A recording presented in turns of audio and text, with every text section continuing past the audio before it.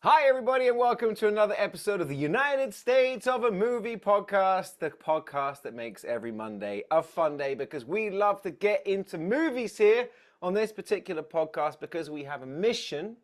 The mission is to try and find one movie to define each state in the United States. We've taken down, guys, by the looks of it, 46 states. Now we are closing in on the end of season one, where we are going to have ourselves a bracket and we are going to find ourselves the ultimate, the greatest, the number one America-defining movie of full-on Americanness, and it's going to be epic. But, of course, this is an adventure that I could not take on alone. My name is Ollie Pettigrew. I love movies. I used to host movie shows back in Asia. Movies are what I do to relax. I love to talk about movies, to have fun. And, well, you know what? In the end, I just created a podcast so we could really get into it. And I found two amazing co-hosts that love movies just as much, if not more, than me. So why don't we welcome them, as always, back to the show. First of all, Ryan Sandler, you're in Phoenix. It's like 100 million degrees. How are you guys doing? It's hot, man. It's so hot. But no, this was such a fun week. I'm glad we picked the movies that we picked, so much so that I thought I picked one of the shittier movies, and then I realized I picked the even shittier of those two movies. So it's gonna be fun to talk about. It was impressive. It was I will tell you this much, that as much as I really do try and dedicate myself to this podcast, that the entire last act of one of these movies featured me scrolling on Reddit, waiting for the movie to end. Woo! Well, you'll have to wait till the end to find out which. Stick around. Of course, we also have to welcome back the man, the myth, the legend, the man that seems to know more about movies than anyone I've ever met. He currently lives and has always lived inside a video store in Los Angeles. Will Hirsch, buddy, welcome back to the show. Wait a minute. I'm not Will. I'm the Leprechaun. Oh, no, it's me, the Leprechaun. That's what you were revving up for? I was prepping the guys for that moment. Up until this week, that was all I knew about this movie. I knew it existed because it is made fun of in Wayne's World. Yes, Leprechaun is one of the movies that we chose because the state that we attempted to visit this week is the state of North Dakota. We picked three movies, one of which is set in North Dakota, but is definitely in Northern California. Another one that is set in beautiful North Dakota, so beautiful that when I looked it up, I discovered it was Canada. And another movie whose last act is in North Dakota, and while it definitely looks like North Dakota, it's 100% New Mexico. So we've managed to find three movies, guys, with not one iota of the movie shot in North Dakota. And that's the United States of a movie guarantee. We don't know what the fuck we're doing. I don't even think North Dakota is real. After this week, I think it's a myth. I think it's made up. I think so too. I think it's just something invented by South Dakota to make South Dakota sound warmer. You know, it worked for Korea. Yeah. You're gonna anger all our North Korean listeners. Yeah. So let's of get them. into trying to find the movie to really define the People's Democratic Republic of North Dakota. First of all, and we honestly, genuinely, right before we started recording, had to decide. Wait, we had to try and remember who picked what movie. Yeah. So Ryan, which movie have you ended up being selected as being the one that selected this movie? That makes sense. Hold on, let me check my notes. I picked Monster Trucks? Monster Truck ? Yeah, it's a movie that came out in 2016. I honestly didn't know it. Didn't even think it was that old of a movie. It seemed like it was more recent. Yeah. It's a Paramount sort of movie, a Nickelodeon movie. I think, Ryan, you were the one that described on the text. This movie bombed so hard that it destroyed Nickelodeon Studios. And I think it had like $135 million budget, and it made like 30 million, and it just tanked so hard. Close. And I think right, something like that. So it was a $125 million Chrysler advert that made $65 million. Though it did have it kind of caught me off guard. I was texting you guys like crazy as just more and more faces turned up. I wonder that's where $125 million went, because if it's not Rob Lowe, it's Danny Glover. who I think each had two. Oh yeah, years of Rob Lowe's shooting. in this. Yeah, Rob Lowe. Yeah, Rob Lowe doing an accent? Yes, I think he's doing Texan. I think he's Maybe, trying. yeah. It's so bad. It's like it's Rob Lowe as Chris Traeger doing an accent, and it's so troubling. Really took me out of the film. Yeah. It's just when you're that kind of celebrity, you're that level famous, and then you make no attempt to look different than yourself, and you're just like, I'm just gonna do an accent. It totally doesn't work. I only recognize his God, I can't believe that's his love interest from the. First of all, everyone's face in this movie looks like you have face blindness. Like you can kind of make the face out, but you're not quite sure who it is. Like it's blending like multiple faces together. But like the main character, like I said, looks like Jim Varney and John Cena had a baby. And like everyone else in it was just like, it was hard for me to pin. Like, I feel like I've seen this before, but the girl in it, I recognize from Fede Alvarez's, she's the girl in Don't Breathe, and she's the main girl in the Evil Dead remake. And she's fucking right. Are you talking about Jane Levy? Is the one that he's into? She's in Evil Dead. Yes. Yeah. Okay. Yeah, I didn't recognize her at all. She looks so different in this movie than she does in those others, which is crazy because Evil Dead came out in 2013. So it came out a couple years before this one. Yeah. But I was saying it's similar to kind of what you were saying is because I was texting. Wait a minute, it's the chick from the second season of The Wire as his mom, and then you got Rob Lowe, you got Danny Glover, Barry Pepper, you've got Robert Paulson, but not Robert Paulson, but his name is Robert Paulson. Holt. Oh. McCallany. Yeah, I've always never known the guy's name. He's in everything. He's great. And I was like, and he plays a great bad guy. He's a bad guy in this one. You got Frank Whaley turning up for like a couple of minutes as the estranged dad. Thomas Lennon, who always is kind of like the nerdy science guy. I liked him in this. Yeah. I mean, the thing is, I always like him when he's. This movie has a lot of charm to it. It's just not very. We're gonna get into it. It also stars Lucas Till, who went on to become MacGyver on TV. He was in the sort of the X-Men movies. Right. You know, the X-Men First Class sort of like movies. Archangel? Havoc, that's it. Havoc is who he was, yeah. But like, this movie, all of the pieces are there, but it genuinely feels like, guys, to have this movie, we have to have a strange this, that, and the other relationship. We have to have mystical aliens, you know. We have to just have the good, it's just, they just put moments that happen in movie plots in a movie. Arranged it and put a bunch of trucks in the middle. Yeah, it's an amalgam of like this movie. God, once you see it, you can't unsee it, and you see it immediately that every car in this film is a Dodge something or other. I mean, obviously it's called Monster Trucks. They're going to need trucks, but it just seems like Chrysler's like, what if we made a movie about our cars and just cherry picked like from Christine and E.T. and like all of these other much better films and just mashed them into this and churned it through the Nickelodeon machine, and guys will be printing money, and they're all dead now. Yeah. I think part of me thinks is what they were trying to do is kind of emulate Disney's success with the Cars animated movies, which the first Cars wasn't like the best received Pixar movie. It's the movie I've seen the most of all Pixar movies because it was my son's hyperfixation as a child, so I had to watch that movie 350 times at least. And I will tell you, it does hold up because it is the animated version of Doc Hollywood.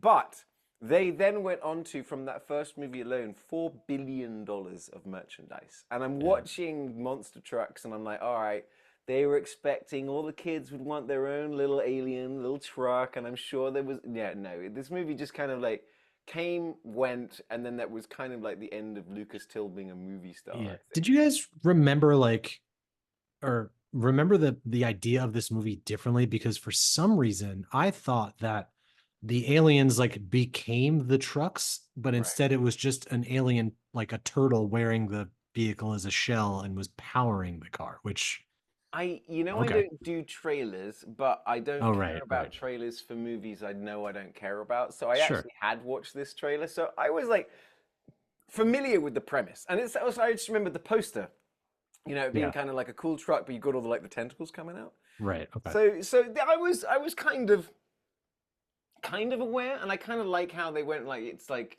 the idea of it being an ecosystem and there's oil drilling, and then you've got, the bad guys and the good guys, and it's easy for kids to understand. And honestly, when the movie started, I thought it was actually going to be fun, but I think it just came out soulless by the end. Yeah, it's an echo of just so many other movies that it just. I think I said on our text thread, like, it's the only movie I've ever watched that I was forgetting while I was watching it. Like, as it was coming in through my eyeballs, it just went right out of the back of my head. I understand your point, and I would have seen that as a valid point if I hadn't also watched Will's movie. A movie. Let's not frame it as my movie. Okay. First of all, what a great segue. Yeah. Nicely done.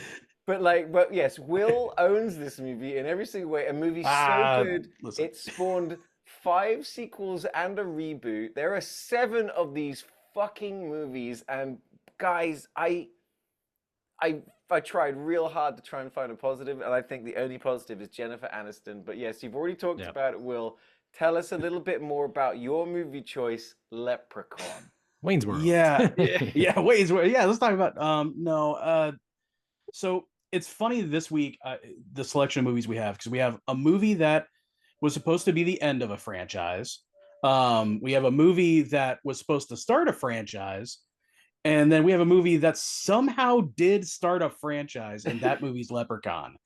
And there's no explanation for it. I mean, you're talking about the sequels.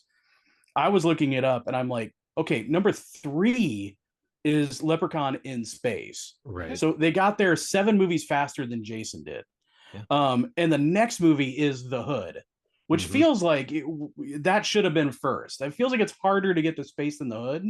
Right. But and Mr. fucking astronaut over here. The Friday the 13th movies haven't even gotten racist yet. So, like, again, the Leprechaun is just on the cutting edge of this stuff. When you ask people about this franchise, I think they only really remember the first one and Leprechaun in the Hood. Like, I don't remember Leprechaun 2. I maybe have seen the space one, but I don't remember it. And there's a 4th one. There's a 5th. There's more. The thing is, like, this movie, it's 1993. It is described as an American comedy horror film. It is definitely American. It's not a comedy. It's not a horror, and it's barely a film. It's got to take out a few of those descriptors. I think it is written and directed, and that's when you know, oh wow, we're seeing a guy's singular vision in this particular moment. But it is written and directed by Mark Jones, who directed Leprechaun and Skin and some other movies. But mostly, he is a writer of television. Stuff that you watched when you were a kid, be it Mr. Magoo or Scooby or Mr. T, the A-Team, things like Alf. I know. Alf. Never mind. This is the best movie. This movie wins North Dakota. We've got some Alf representation. Hell yeah. He even wrote Police Academy, the TV series. Not even Mission to Moscow. Ooh, yeah, that's rough. Man, that's a shame. Police Academy Legacy. But like, this is the thing, because this movie, it doesn't look like, the only movie thing about this movie is Jennifer Aniston auditioning for Rachel. Her character is basically proto Rachel from Friends. And I was also trying to figure out, because like, is it just that she's younger and her face is smaller, or is her nose different in this movie? I couldn't figure it out. I spent a lot of time, because there's a poster that doesn't look like Jennifer Aniston. No. It's like, it's really weird. But this is Jennifer Aniston. Because they always used to joke in Friends about how Rachel got a nose job. And I'm watching this movie going, I think she's just young. I think she's just super young and hasn't grown into her looks yet. But she is actually good in this movie. That is great. Yeah. She's like the only, like, well, other than Francis from Pee-wee's Big Adventure, and the only real actor. And the young boy he's also the young boy in the Don't Tell Mom the Babysitter's Dead, and a couple other things I recognize him. And he's Adam Driver, star of the future big giant blockbuster Megalopolis that will win 27 Oscars. You heard it here first, folks. Francis Ford Coppola, he has gone all in. Leprechaun. It is. You keep saying Leprechaun.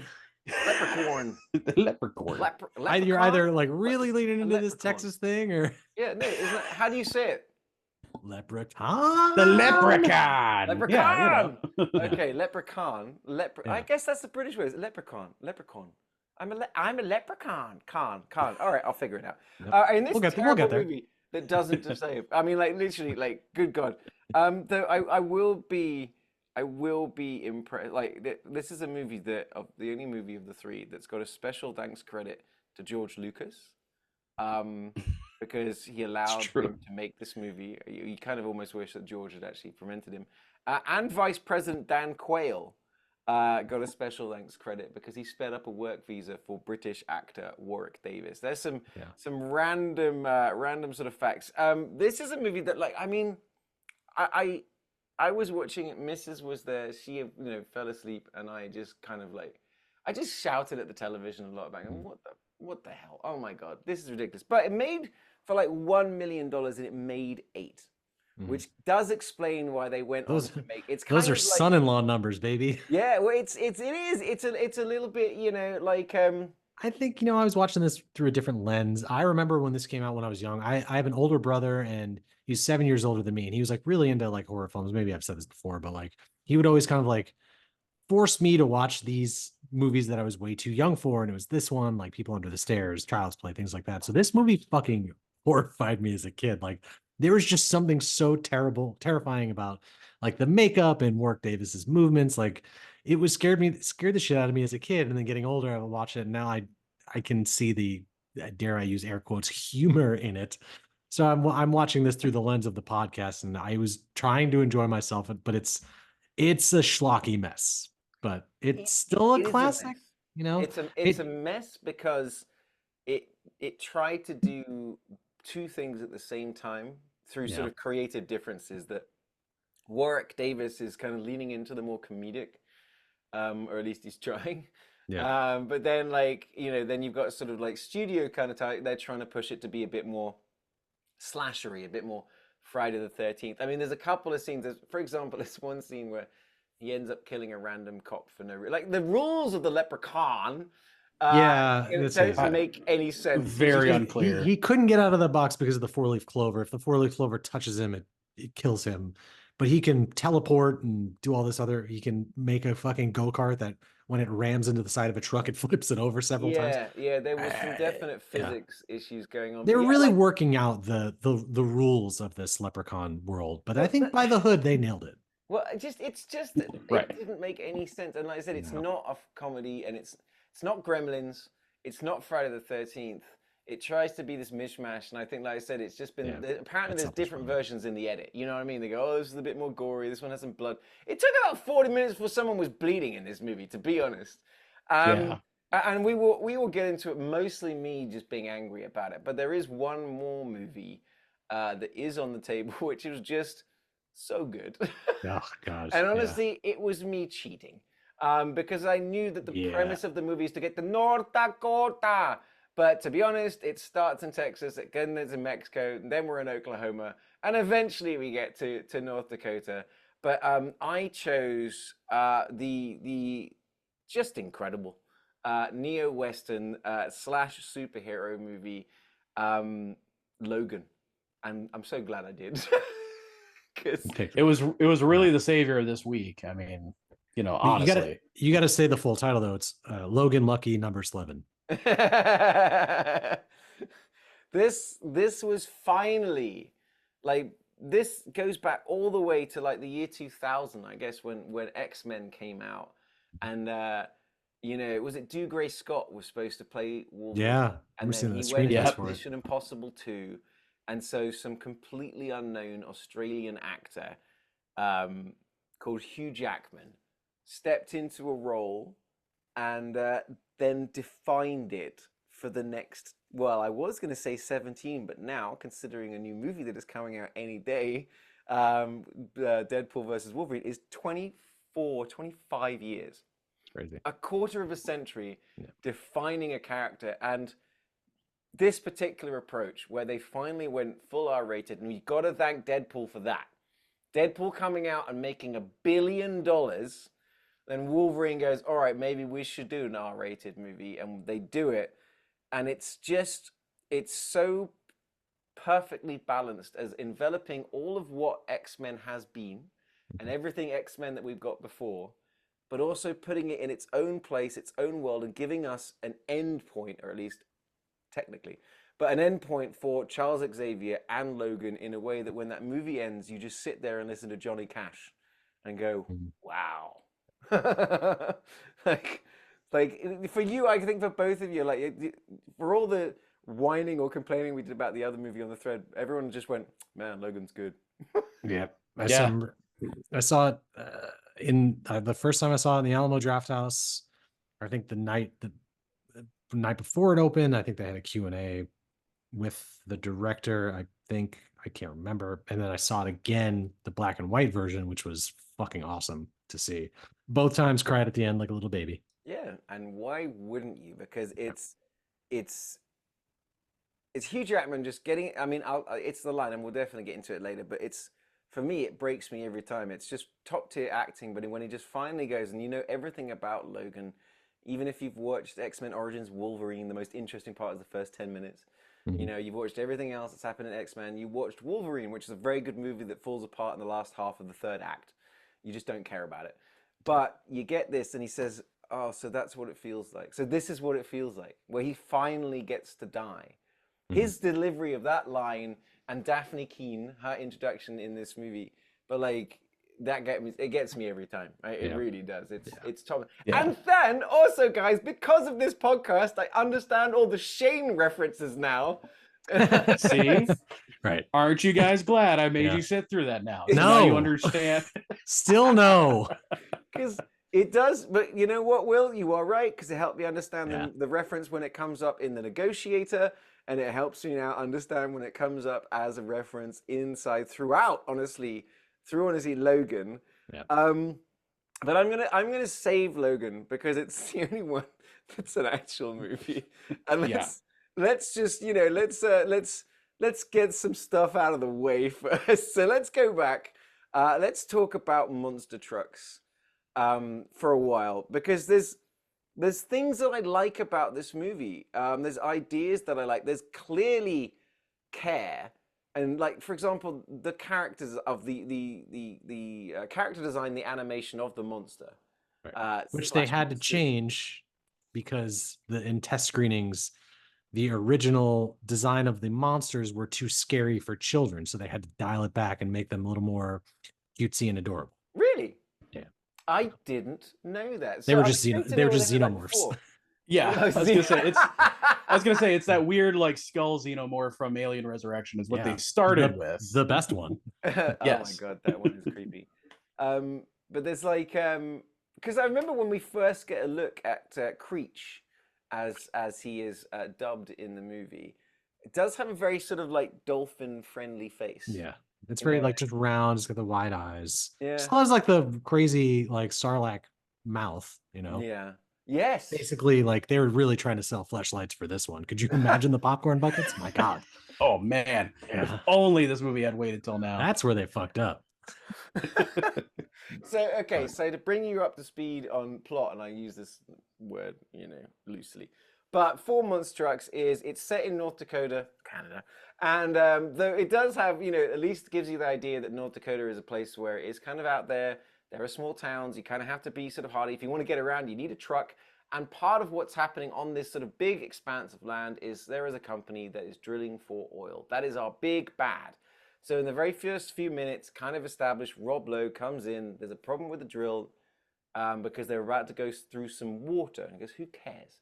They drilled through this water, high pressure, and suddenly, boo, boo, boo, 3 aliens come popping out. 2 of them are captured, very Jurassic Park style. Shooter! Yeah. Oh, yeah. Very Jurassic Park, for sure. But then one gets away. Then we're established that with Lucas Till's character, because in the opening shot, there's a cool truck, and you assume it's our protagonist. No, our protagonist is riding the school bus. It's even a short bus. But like, it's just, okay, there we go. It's very much like the movie Bumblebee. I knew you were going to bring it up. Before you jumped on, I'm like, he's going to bring up Bumblebee. I know. Yeah, well, but again, like I said, it's this amalgam of all of these other better films. Yeah. But it is 100% because he's a guy that spends his spare time working in a scrapyard that is or isn't owned by Danny Glover. Because, like I said, he turns up for 2 minutes, isn't in the movie for an hour, waves once, is in the movie, has 2 more lines, and then waves at the end. I was hoping by like the third act of this film, the alien creature was gonna like jump into Danny Glover's wheelchair and just kind of control him. Oh, that would have been a we great go. idea. Or like he's now got There like we one of the go. little, because the reveal at the end, like this is a whole culture of aliens. Like, what if Danny Glover gets like his own little personal alien that turns him into a Turbo Interceptor from the Wraith? Oh my God, we've done it! Whoa, man, You know, Hollywood, we need call to us. change the name of the podcast to Better Movies with Ollie, Ryan, and Will, because all we ever do is pitch the better versions of shit movies. And we're like, oh man, honestly, if that had been in, that would have been an absolute home run. Outside of that, the plot is then kind of like Ryan is saying, incredibly cookie cutter. Yeah. You've got the estranged dad. You've got the bad guys, you know, who are just for no reason just dicks that want to kill an entire race so that they can make profits with their oil. You've got the sort of the interesting sort of subplot of Barry Pepper being like the stepdad who's actually a really good dad. That threw me off. Like, you can't have Barry Pepper in your movie and have him become a good guy. Like, what? He doesn't have good guy face.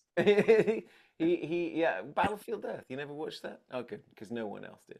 I saw that in the theater, I'll have you know. You saw that in theaters. Yeah, Sure did. He was sitting next to John Travolta. 20-minute segue. Tell us about that experience. What the hell happened? Why did you watch that movie in theaters? It was during a week where I was staying with my grandpa, and we went to go see a movie literally every day. And that was like the third movie we've seen in a row, like third day, so third movie, because we were just seeing whatever was in theaters. And we promptly stopped after that. We were like, all right, maybe there's nothing else out. Is your grandpa L. Ron Hubbard? No, I think he was really not vibing with the movie because he was like, oh, this looks like a space adventure. And 30 minutes into it, no, it was like actually as the credits were going, my grandpa was just looking at it, he's like, oh, this is gonna suck. Like he was just, his radar was like, oh, this is not good. So I have seen it in theaters, and yikes. Wow. It was rough then. You were one of you two were the two people that went to see it, huh? Yeah, we were it. That movie They quoted us on the back of the DVD box. Yeah. Special thanks to George Lucas, Dan Quayle, Will and his grandpa. So there's one thing that I guess makes sense, okay, about this movie when you get into it, is that the movie is largely based on the idea of Adam Goodman's 4-year-old son. And Goodman was president of Paramount at the time. He then left Paramount a month after production ended, despite having a year in his contract. So here's the lesson we learned. If you're running a multi-million, if not billion-dollar company of entertainment, maybe don't take the idea of your 4-year-old and stick a $125 million budget on top of it. Why would you do that when you can get much better ideas from us on this podcast for free? I don't That's know. right. What are these Come people? on. What are they even doing? What are they even doing with their lives? I mean, that's what it's kind of like. It wasn't Robert Rodriguez like Shark Boy and Lava Girl based off something his kid drew once, and I'm like, guys, is this just people, creative people with the worst writer's block going, all right, kids, what do you? That's a great idea. Shark Boy, Lava Girl, and Monster Trucks. Do it, guys. I mean, not to brag, but I was coming up with way better movie ideas when I was 4. When I was 4, I was like, Star Trek meets Batman. Instantly a better movie idea than anything this kid came up with. Monster Trucks, there's already Monster Trucks, and those are way cooler than like some sort of squid creature thing. Let me tell you. I was talking to Mrs. and I told her the fact about Nickelodeon movies and about how this tanked it. And I was like, all right, was this like their first and last movie? No, guys. This film ends a Nickelodeon movie's 18-year streak of releasing a movie every year. So this movie is so big a bomb. It's a nuclear bomb of just as Nickelodeon becomes old enough to vote, Nickelodeon movies old enough to vote, sent off to war, dead. Yeah. It's just that is the end.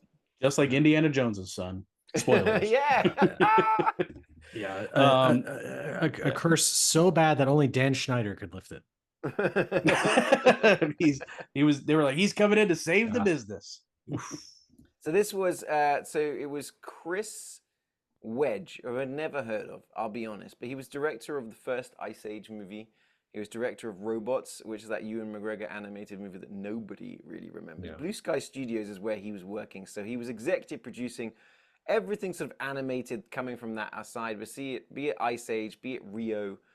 Yeah, there's something that said that this was supposed to be like basically a live action animated film, kind of like what if you did a live action Iron Giant, like something like that, right? He was working on all these animated features, wanted to make like a proper live action film, and this is what we ended up with.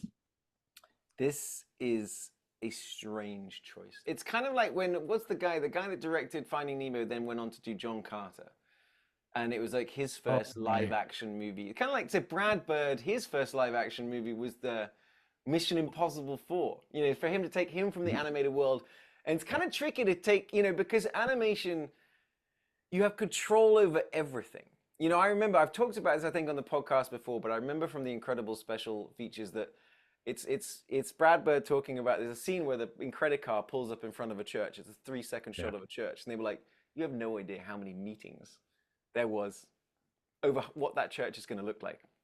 The weeks of work and the meetings and the nuance that went into it, and it's a 2-second shot. it's like everyone just go, oh, church, you know, and they go, guys, we've got to get into this. You know, so you've got every single little bit, and that's kind of what I feel like maybe that with Monster Trucks is that he's had his control. He goes, no, we're going to do this, we're going to do this, but there was almost no explanation as to the why. For example, there's this like something that bothered me about this movie is that Lucas Till and girl you were talking about from Evil Dead, they get in the truck that's now fully monsterized by an actual monster, and they wreak havoc around town. Like they're smashing into people on the road. Oh yeah. They leave the scene of an accident. Then they drive through like a car dealership and destroy. No consequences. None at all. None at all. It's just that his dad is or his stepdad is the sheriff, so he doesn't get in trouble, I guess. But like that's what I mean. Is just things are happening for no reason. You know, that's what I mean. And then you just move on to the next scene with no consequences or anything, and that's where the movie starts losing me. And when you do something like Bumblebee, you know, when Bumblebee's causing damage or he breaks the house, you get that hilarious scene of like, what happened? You know what I mean? This movie has it all, and it's got his one friend whose dad owns the car dealership. He disappears for maybe the entire film. Yeah, you get his actual biological father, who is such a prick that it's the classic. This movie does absolutely nothing new. It's so predictable at every fucking turn. It's not the girl who's like super into the guy, but the guy is like obsessed with his new alien car. Okay. It's baffling. It's just the most unoriginal movie I've ever seen. Yeah. Yes. Yeah. I mean, the estranged dad. Okay, so we've established the estranged dad. That fucked me up. Yeah. An estranged dad witnessed this alien thing, and he comes into the movie for 5 minutes and immediately turns on his kid, and then isn't in the movie anymore. This is kind of what I mean. Is that they, exactly like you're saying, they get something or an idea or a trope, and then they just throw it in the movie for 5 minutes and then move on. There's got no payoff later in the movie. It's got no build up earlier in the movie. It's just it's the Gremlins 2. It's in the movie. I think I've even said that. Like, if you watch this movie through that lens of the Gremlins 2 sequel, Doctor, it makes it a lot better. Yeah, but still terrible. Yeah, and it's moments, as in they got a chase towards the end. They got a whole bunch of trucks jumping through, you know, the countryside. It's very evocative of the last James Bond movie, No Time to Die, when they're all having that big chase going through Norway and stuff. And like I said, the movie's got competence, and it's got, you know, moments. If I was 6 years old, I probably would have enjoyed it a lot more. You know, yes and if I've never seen any other movie, I probably would have. This is your first movie as a child. Yeah, it's probably all right. I think kids would find it boring. I think my kids would find it boring. Like I said, it's just missing that little bit of magic. I think the most fun little bit is the idea of just building this truck around an alien, and then the alien, you know, when it's not an alien, but it's, you know, it's maybe it is, who knows? But you know, I like the little conceit of just the fact that it can wrap itself around the axles and power itself. And he's like, all right, to accelerate, we give him more, that he can see. It's like, I like that little problem solving of it. And but their whole thing is that they eat oil, right? Yes, they drink. And the oil. one time they drink, and the one time he has to but when he runs out of oil, he gets tired, so they have to fill it up with gas. But the gas is because every line of dialogue is exposition in a movie like this. But all of the gasoline has like additives in it, so the fucking alien is just down like it's really destructive. I thought that was a nice touch. Yeah, it got the scene where he does gas it up very, very quickly, and then but puts $400 worth of gas on that girl's card. Never addresses that again. Nope. But yeah. Well, she's got horses, so she's all right. She's got money. She does. The alien, yeah. So I keep saying alien. The creature gets high, basically. Yeah. And then so then very like ET on sugar, like again. Yeah, but then if ET had gone around town and trashed everything, not better movie. There's no consequences for this action. No. And I guess you could have the argument that it is a quote kids movie, but that doesn't solve the problem of it being not good, But to Ollie's point, like comparison to Bumblebee figured that out. Like, it's a kids movie, but it's also like, yeah, but it takes into account consequences and things like that. John Connor had to talk to the Terminator to tell him not to kill. How is that any different? Because when he was an adult, here we're going. All right. Oh no. no. But I do have a question about this movie, and maybe it's because I was incredibly bored and started doing other things while this movie was on. Sure. How do they steer the monster? I'm really it's lost. Like a stick. Like there's a contraption. Like he has it like rigged up. I was like watching the whole movie and I'm like, but what is the driver actually doing? He's not really steering. He's just controlling the wheel, and the alien creature's just going wherever the fuck it wants. It seems to be the Who's Framed Roger Rabbit animated taxi the car rules of driving. Right. That you can sort of give suggestions. But at the same time, the creature's also like a New York taxi cab. Hey, I do what I want here. Yeah, I'm so glad this thing couldn't talk. Oh my god, that would be literally the worst. But like, they introduced the idea that these not aliens but creatures like talk to each other mentally, and I'm like, well, why did they have that thought, but not like, well, then that's how the guy steers, is that they have a mental connection. There's just a lot about like, what would make this cool as a kid is you're connected to the monster and like, pilot them around like a giant monster mech and stuff. A movie, they don't do that. Right. I think a movie like this. Good point, Will. That would have made so much more sense. Yeah, I think to your point too, a movie like this would have worked better with a younger kid. The problem is they can't drive. Right. So that's the fantasy. It had to be a 16-year-old kid. Now hear me out. Creech in, again, better movie pitch, some sort of Days of Thunder 2 type situation where you get like 20 of these creatures in 20 cars and let them fight to the death. Hang on. Okay. Right. I'm on board now. Yeah. This is a bloody George Miller, it's me again. It's in the movie.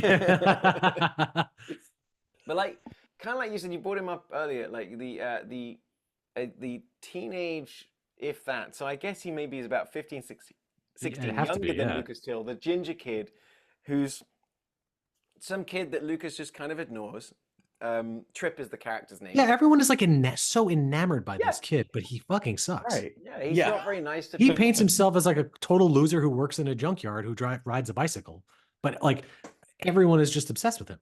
Yeah, like the girl, never explained, but Meredith, love interest / tutor, has a huge crush on him, and then like has that moment later on where she goes, "Hey, you're not an idiot. You're not dumb." Stupid." But then so we don't see ginger kid who wants to impress them, whose dad owns the thing for no reason. Until the only reason he exists is so at the beginning of the last act we have an A-Team style. We're gonna get these cars and get them ready for aliens so we can go off on our last act adventure. And I was like, it's everything's undeserved in this movie. Everything Yeah. It's just there. There's no reason. And even when the movie ends, like apparently Rob Lowe is on radio listening to this chase go down while in a corporate meeting. And then at the end of the movie, once everything's done, you see a 5-second shot of him being put in the handcuffs. Oh, so he got caught. Yeah. Why was he even in the movie? You didn't need him to be in the movie. You could have just had bad guy from Fight Club doing his thing. And, why do we even have his mum? I mean, why do we have Barry Pepper? Why do we have anything in this movie? It really could have just been stripped right down to, I know we're saying it a lot, but fucking Bumblebee is just, a transformer and a girl in a movie. Boom. Yeah. It's funny because this is exactly the movie I was afraid Bumblebee was going to be. Like this is like going into that film. I'm like, I was worried it was just going to be kind of like vapid and just have like no real, like just really just kind of thrown out there. Just a very real, reasonable feeling for that type of film. It turned out I was a little too early. That was the next movie they made. But Beast Wars. Yeah, so I saw it in the theaters at Paramount. I forget what it was called and what happened in it. So last night or something. Oh no, yeah, the latest... Bumblebee 2, no. Now we're talking. Now I'm into it. You got to say it in the Ace Ventura voice, though. Bumblebee 2. Yeah, that latest. I tried 4 times to watch that new Transformers movie on Paramount Plus. I made it 10 minutes at a time each time, and then I went nope. It was like Beastmasters or something. I don't know. It was shit. But hang on, Beastmaster fucking rules. Yeah, I think the first ever Transformers movie was an assault on the senses, but still an enjoyable time, which is that first Michael Bay one. Yeah. But then Bumblebee, first 10 minutes of that movie is the best 10 minutes of Transformers that's ever happened in the world. Yes. And then it's E.T. But done really well, and I love that young lady. I can't remember whose name, she's escaping me right now, but she's Haley Steinfeld. Haley Steinfeld, yeah. We've had her on the pod from True Grit. She's fantastic in that movie. And I guess the conclusion I think that we are drawing through this a review. Watch any other movie we were talking about in this list. Just don't watch this movie. Watch Bumblebee. Watch Jurassic Park. Watch Christine. Watch Bumblebee. Watch E.T. Watch Fight Club. Watch Bone Tomahawk, Green Inferno. Yes. Hold on. Wait. No, I've got off track. But I will say that, and it's a favorite trope here on the podcast, that out of all the movies, this one has definitely got the most shots of North Dakota license plates. Yeah, I mean, it's all cars. Like even I was catching that this time, where I was like, oh, there we go. There's a whole bunch. Oh, bingo! It's like, and it's to the point that like I was really enjoying the fact that it's all shot outside on location. So there's a lot of production value going on. There's a lot of small towns being used, a lot of real mountains, a lot of real this, that, and the other. And I'm like, oh my God, I think this is going to be such a home run of a winner this week, because whereabouts in North Dakota. And then you watch Leprechaun? It's like just none of it. I was like going, wow, North Dakota, like, after doing South Dakota, and we've got Badlands and we've got Thunderheart, and it's like really giving us that vibe. And I'm like, all right, North Dakota's a bit different. Wow, it's very green. They got a lot of mountains. It's very pretty. No, it's fucking Canada. Yeah, of course it is. So I was like, oh man, that was the letdown, because I was like, all right, here we go, home run. I think this one's definitely a mile ahead. Turns out, not so much. There's really not much to talk about. No. When it comes to this movie, I genuinely think we covered it. I think Ryan was the best, saying that there's 6 or 7 more movies we would recommend watching instead. Yeah, at least for sure. I think is there one death in this movie? Like the penultimate scene where Holt McCallany's truck is like pushing the other truck. Yeah, because he is crashes into a big poison thing, well, and then the truck flips inside. him. Yeah, he gets flipped into the poison. Then he's inside the vehicle, and he's like, ah! And I'm like, you know what they were missing? They were missing that RoboCop scene where he's coming out of the truck and he goes, and he's all melted, and then he gets, get away from me, man! Yeah. There we go. What was missing? Boom. Guys, as I know, there are people that like to watch the movies along with us, so we do this now. Like, I'm saying no. What do you guys think? That's the problem. Is it's like it's not that it's a bad movie. It's just not good and very unoriginal. Like it's still very much a movie, but it's completely forgettable. Yeah, I would say you can probably skip this one. It doesn't add it definitely doesn't add anything new. You're not going to get great satisfaction out of it. If your kid loves like fucking cars and trucks, just watch Cars. Yeah. And buy some trucks. Right. I don't know. Yeah. Like, Go see actual monster trucks. I've been twice. It's fun. that shit rules. Bring earplugs. Yeah, apparently though, so Thomas Lennon, sort of nerdy guy that always plays, well, himself Lieutenant Dangle. in every movie. Yep. He says he is still, as of 2022, under contract for 2 more sequels. So if they ever decide that this movie gets it sort of like 15 years later, has a comeback as an actual. Well, if they do like a Reno 911 crossover, I'm all in. I mean, there we go. Again. Yeah. This would be the funniest movie to give a legacy sequel to. Like, just out of nowhere. That would be hilarious.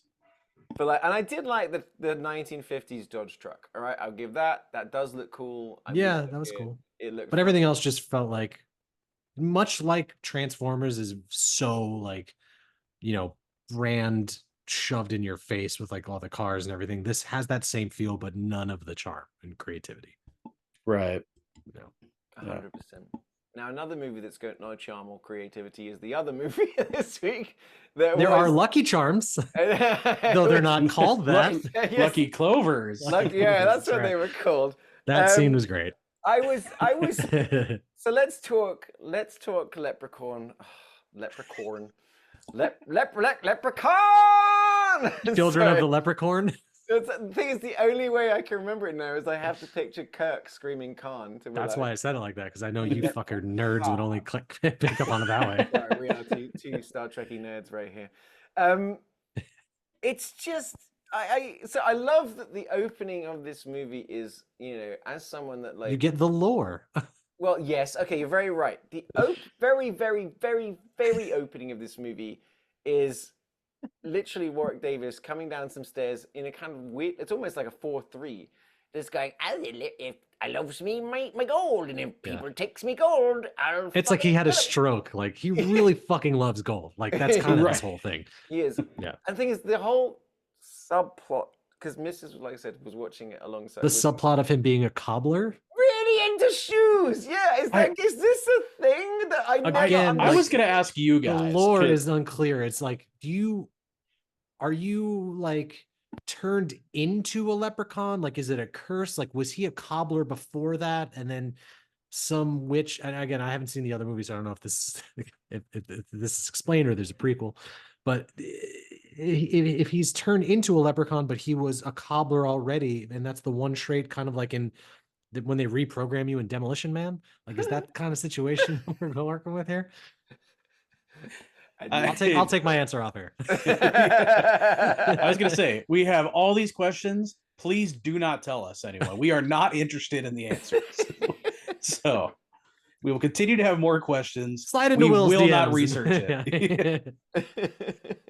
But yeah, I don't know what the whole thing, because there's a bit in the middle. I know we're just gonna jump around because you kind of have to, much like the Leprechaun teleports willy-nilly.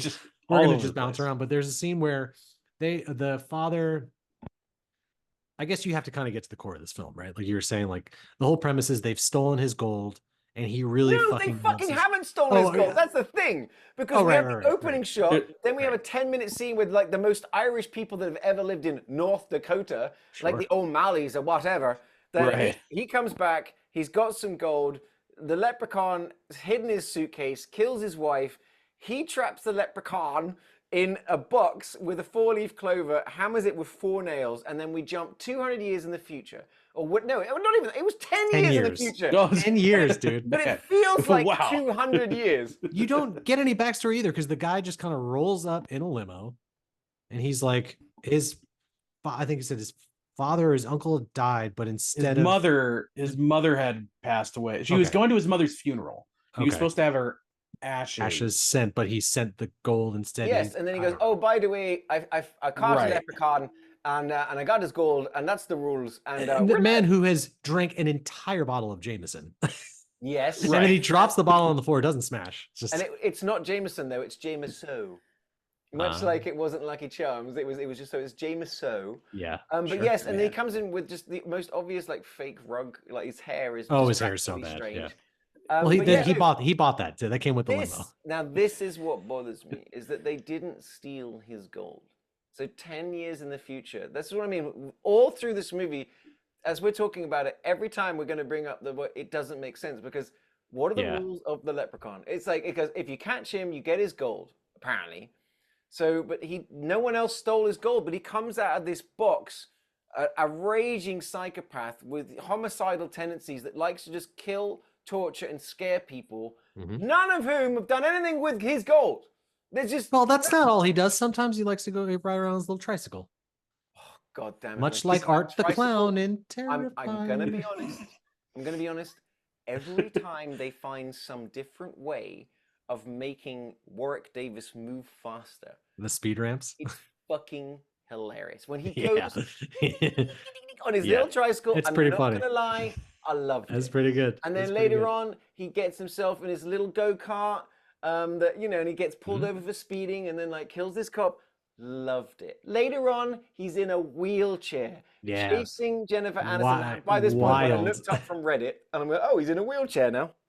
It's just hilarious, but in a way that I'm like, this movie is a cult. It's cheesy. It is. Yeah. It's very culty. This movie in a packed movie theater at 11 o'clock at night on a Saturday where everyone's rip-roaring drunk or stoned and can order more alcohol, it'd be fun.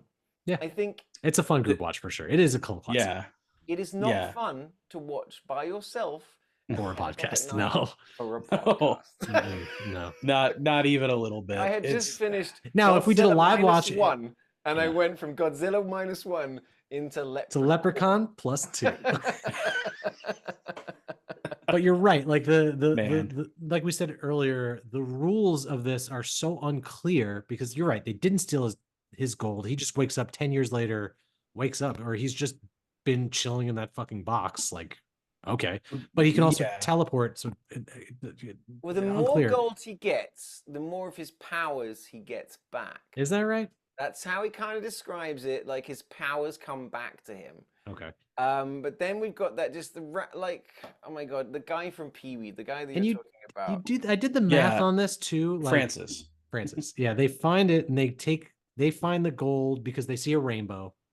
So they go to the rainbow. It's special effects rainbow. Flawless. It's like something out of 1970s Sesame Street level. Like just that's what I mean is they're just not trying. I said to Mrs.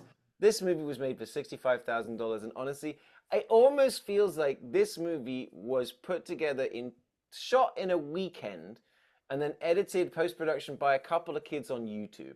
That's what this movie feels. You can find stuff like this on YouTube. Is the only way I'm going to go with it. I just had the thought. Am I maybe again? It's because I wasn't paying attention. Jennifer Aniston's dad in this movie. He just disappears from the movie. No, right? he's does he die? No, he's there's he's a cat. He's bitten by the leprechaun. You get that cool shot through through the tree trunk. But then what? They take him to the hospital. They go into town to take him to the hospital, and Francis and the kid go to the pawn shop the metallurgist to analyze his gold coins as you do. It's like the hospital, the diner.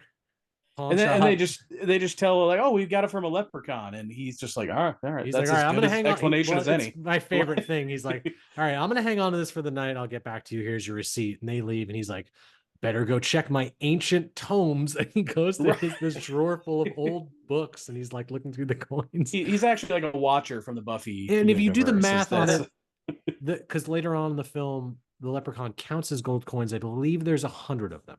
Yes. And he estimates the value of one of these coins at like $500.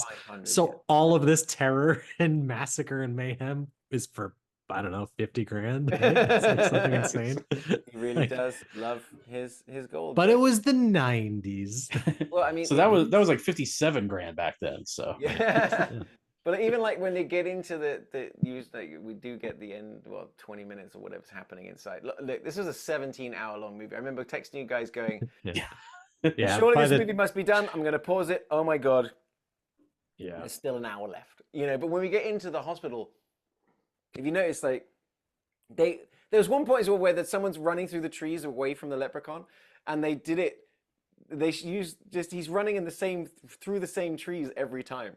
Yeah. You know, they didn't even try Right. shifting like the angle. So they've only got one area. Much like it seems like whenever they've got one room, they've shot it from 5 different directions, and then because they didn't have very many lights, so the lighting in a hospital. So the security guard with a book. No, when it was in the old folks' home. But like, there's a security guard. It's just a desk and a couple of plants in the background. They go, all right, put a green, a pink, and a yellow light in the background. Why? Mhm. You know, just like this, because we have a green, pink, and a yellow light, and we have to have this shot to make it look different. We from bought the these lights. We're fucking using them. last. Yeah, I forget about the whole thing because apparently the guy from the very beginning who'd stolen the gold is somehow still alive. Like it's implied that he Right. had a heart attack he and then had a stroke in that a opening stroke. scene. Okay, that's what it was. Okay. And then he ends up in Right, the old folks' home and then gets murdered by the leprechaun. and then falls saying- down an elevator into the thing to be like, use the 4-leaf clover. Like his dying breath is like, And the clover. so He doesn't like it. let's back it up for 1 second, because so when we finally get to the moment that the movie's happening, we have Jennifer Aniston, like I said, the only person actually acting in this movie and actually doing Crushing it. driving in the Jeep with her dad, and she goes, "Oh, Dad, why do we have to come to New Mexico?" And Yeah. he's like, "It's not New Mexico, it's North Dakota." That's how we know it's in North Dakota. And everyone, honestly, it's honestly looks like California wine country, to be honest. It's not even. Yeah, it's about it's an like, hour for north sure. of LA by the looks of it. For sure. But we've dropped it. But when they Because go that's where they're looking- coming from, right? Like it's implied that she's like a valley, kind of a valley Yes, girl, yes. and It's Right, kind of yeah. yeah. Yeah. But for me, guys, because it is Northern California and it's clearly like summer, so everywhere's brown. So when they go looking for a 4-leaf clover, what do? They Green just lights. put green fucking Yeah. lights. Yeah. And it's like it's nighttime. It's so and clear, So we've got It's you guys know how to glowing. find clover. Look for the glowing green I- area. I just love that this house comes fully equipped with a 4-leaf, just a clover patch, or Not as we only call that, them, guys, weeds. Not only does that house come with that, the house that I think by the sounds of it they're renting for the summer, it's also being painted by the worst house painters in the history of house painting. Like I sent you guys a picture going, Yeah. what is What was happening? what did it say on the side of the truck? It 3 was just guys like, who paint or 3 something guys like who that. paint. Like, Yeah, that's it. Yeah.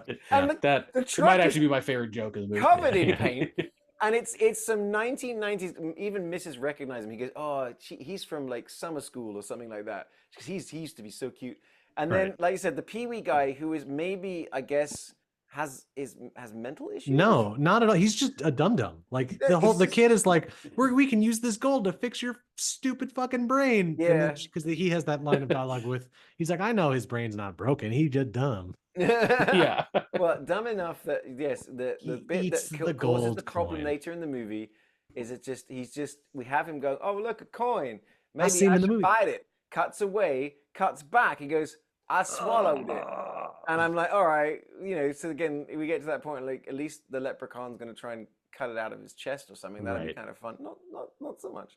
But they are painting that house in the middle of the country, child blue and child red. It's like if you gave paint to children and you've given them primary colors, it's that kind of blue, that kind of red. And it's clearly not house paint. It's clearly like children's paint. Yeah. Right. They're just making. What are they doing? Nothing makes sense, guys. This whole It's- movie. In a movie full of insane things, that house painting is like the most insane. Well, I think It's the whole conceit is like the idea that they are fixing up this house, which they never actually do. Why are they right? fixing it up while they've got people in it? Why So not they're- fix it up then rent it? Am I trying to bring logic into this Unclear. movie? Yeah, guys? I think unclear. he found the one flaw. You in know this there's movie. leprechauns in this movie, right? There's only one, actually, Ryan. You didn't say for the end credits. Oh, God. They're putting together a team of oh leprechauns. no, please Oh, don't. Tony the that would Tiger actually- Tony the Tiger shows up and all the other. You get it. I love this. All right, this will give you a credit. Like this movie feels like it was made in 1982 for $5. Shooting occurred from October 28th to 29th. I'm kidding. It wasn't just one day. October 28th to December 3rd, 1991. beginning at Valencia Studios, where Terminator 2 Judgment Day had just finished production. Same This movie. movie came out alongside things like Terminator 2. Jesus Christ, that's crazy to think about. That's because this movie easily looks 20 years It older. technically made 7 times its budget. Well, actually, it It's made true. more. I think that's theatrical because I was also reading Yeah, that for it sure. ended up making like $15 million off the back of Yeah. because VHS Jennifer or Aniston rental. blew up on Friends the next year. Yeah. And so, And then there's the old saying that she had a very contentious relationship with Warwick Davis because she like condemned this movie or just pretended like it didn't it exist. didn't happen. And Warwick Davis like poured his fucking heart and soul into this role. I mean, there's the reason he's living in the world's tiniest mansion.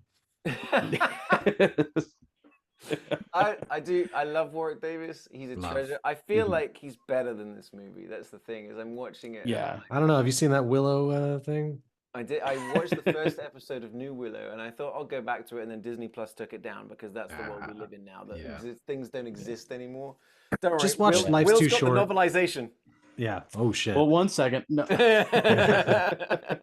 I do have Willow on Blu-ray, but that's unfortunately all I got. Because it's a banger of a movie. Mm-hmm. All right. The scene when the Leprechaun, Leper Charles, is tearing apart this is what I was getting to. All the while when they were taking the dad to the hospital and getting the coin checked out, the Leprechaun is free to run wild and ransack the house to look for his gold.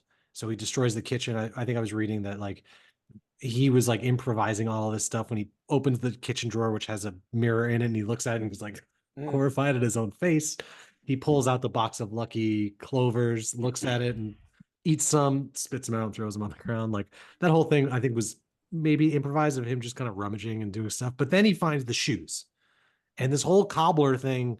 I don't understand the logic behind it. He gathers all of the shoes, cleans them up, leaves them on the dining room table or in the kitchen. Everyone comes back to find the house ransacked, but all the shoes are there, and then they go on to think it's a bear. Yep. They never question that bear really liking shoes. Yeah, for some reason, Leprechaun likes to like polish shoes, but there is that bit at the beginning of the movie where like he kills a guy, and then polishes his shoes, but the guy's shoes are fucking suede, and he is in like. So no one said he was a good cobbler. Movie, like I said, like Ryan is saying, that they never clearly define, because there are no clear defined rules for this Leprechaun. And but when they all come out with just armfuls of shoes, and they distract him by throwing shoes all over the place, and he's compelled, kind of like vampires are in X-Files, that when you throw a bunch of stuff on the floor, they've got to pick them up. He has to go to the shoes and polish them. So that enables them to get away. And it's a simple story about mental health and obsessive compulsive disorder. Right. and a child that they make the youngest kid knows how to make engines work.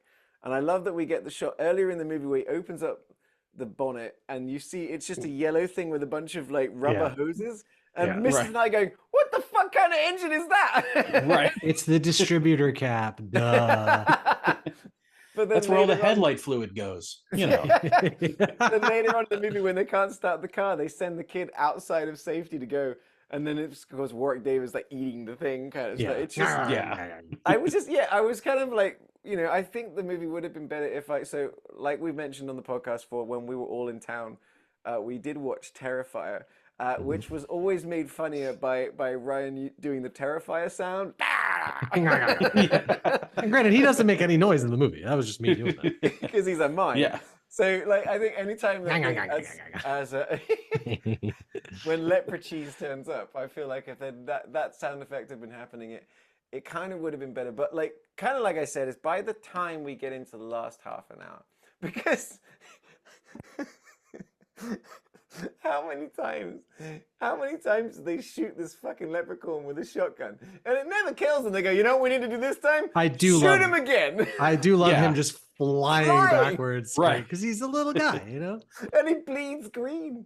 Yeah, as well. I'm like, naturally. I was annoyed that like coins weren't falling out of him when he shot him, but the amount of times that whatever 90s like guy, I don't even care about this guy. I don't care. The guy that my missus said she had a crush on when she was a teenager. His entire job, the whole movie, is to... Where's he getting the shells? but he's just firing that shotgun everywhere, and he's always shooting like the Leprechaun, and they're like, "Oh, we got him, right? We got him." The right? guy who clumsily gets his foot stuck in a bear trap? That guy? Oh, it's Yeah. the smallest bear trap I've ever seen. No, he trips and gets his shin caught in a bear trap. right. Like, what a unfortunate kind of moment. But it's a teeny tiny little bear trap as well. It's really more of like a raccoon trap. Like it's not really. North Dakota has bears. Just FYI. But And by the monster time we trucks. got to that last 25 minutes, I've never wanted a movie to end more. Yeah. And I'm just like, and so they find, like, kind of like you said, we go and find Paddy O'Shaughnessy Malley, the Irish guy who's like come out of his coma but now has been murdered by the Leprechaun, and says, "You got to get your fucking 4-leaf clover, whatever." So we managed to find a 4-leaf clover, and like all I saw is like when I at the very end of the movie, he's melted, and he's the kid takes the 4-leaf clover with a piece of gum and uses like a slingshot, and it goes right down his throat. That's right. Kinda like Didn't he have in, some sort of cheesy line as well? Like as he's gonna do it, and he's Your like, luck's run out or something. Yeah. Something like that. Make a wish. Yeah. I wish I was in "You're a better movie. fired." Yeah, exactly. Yeah.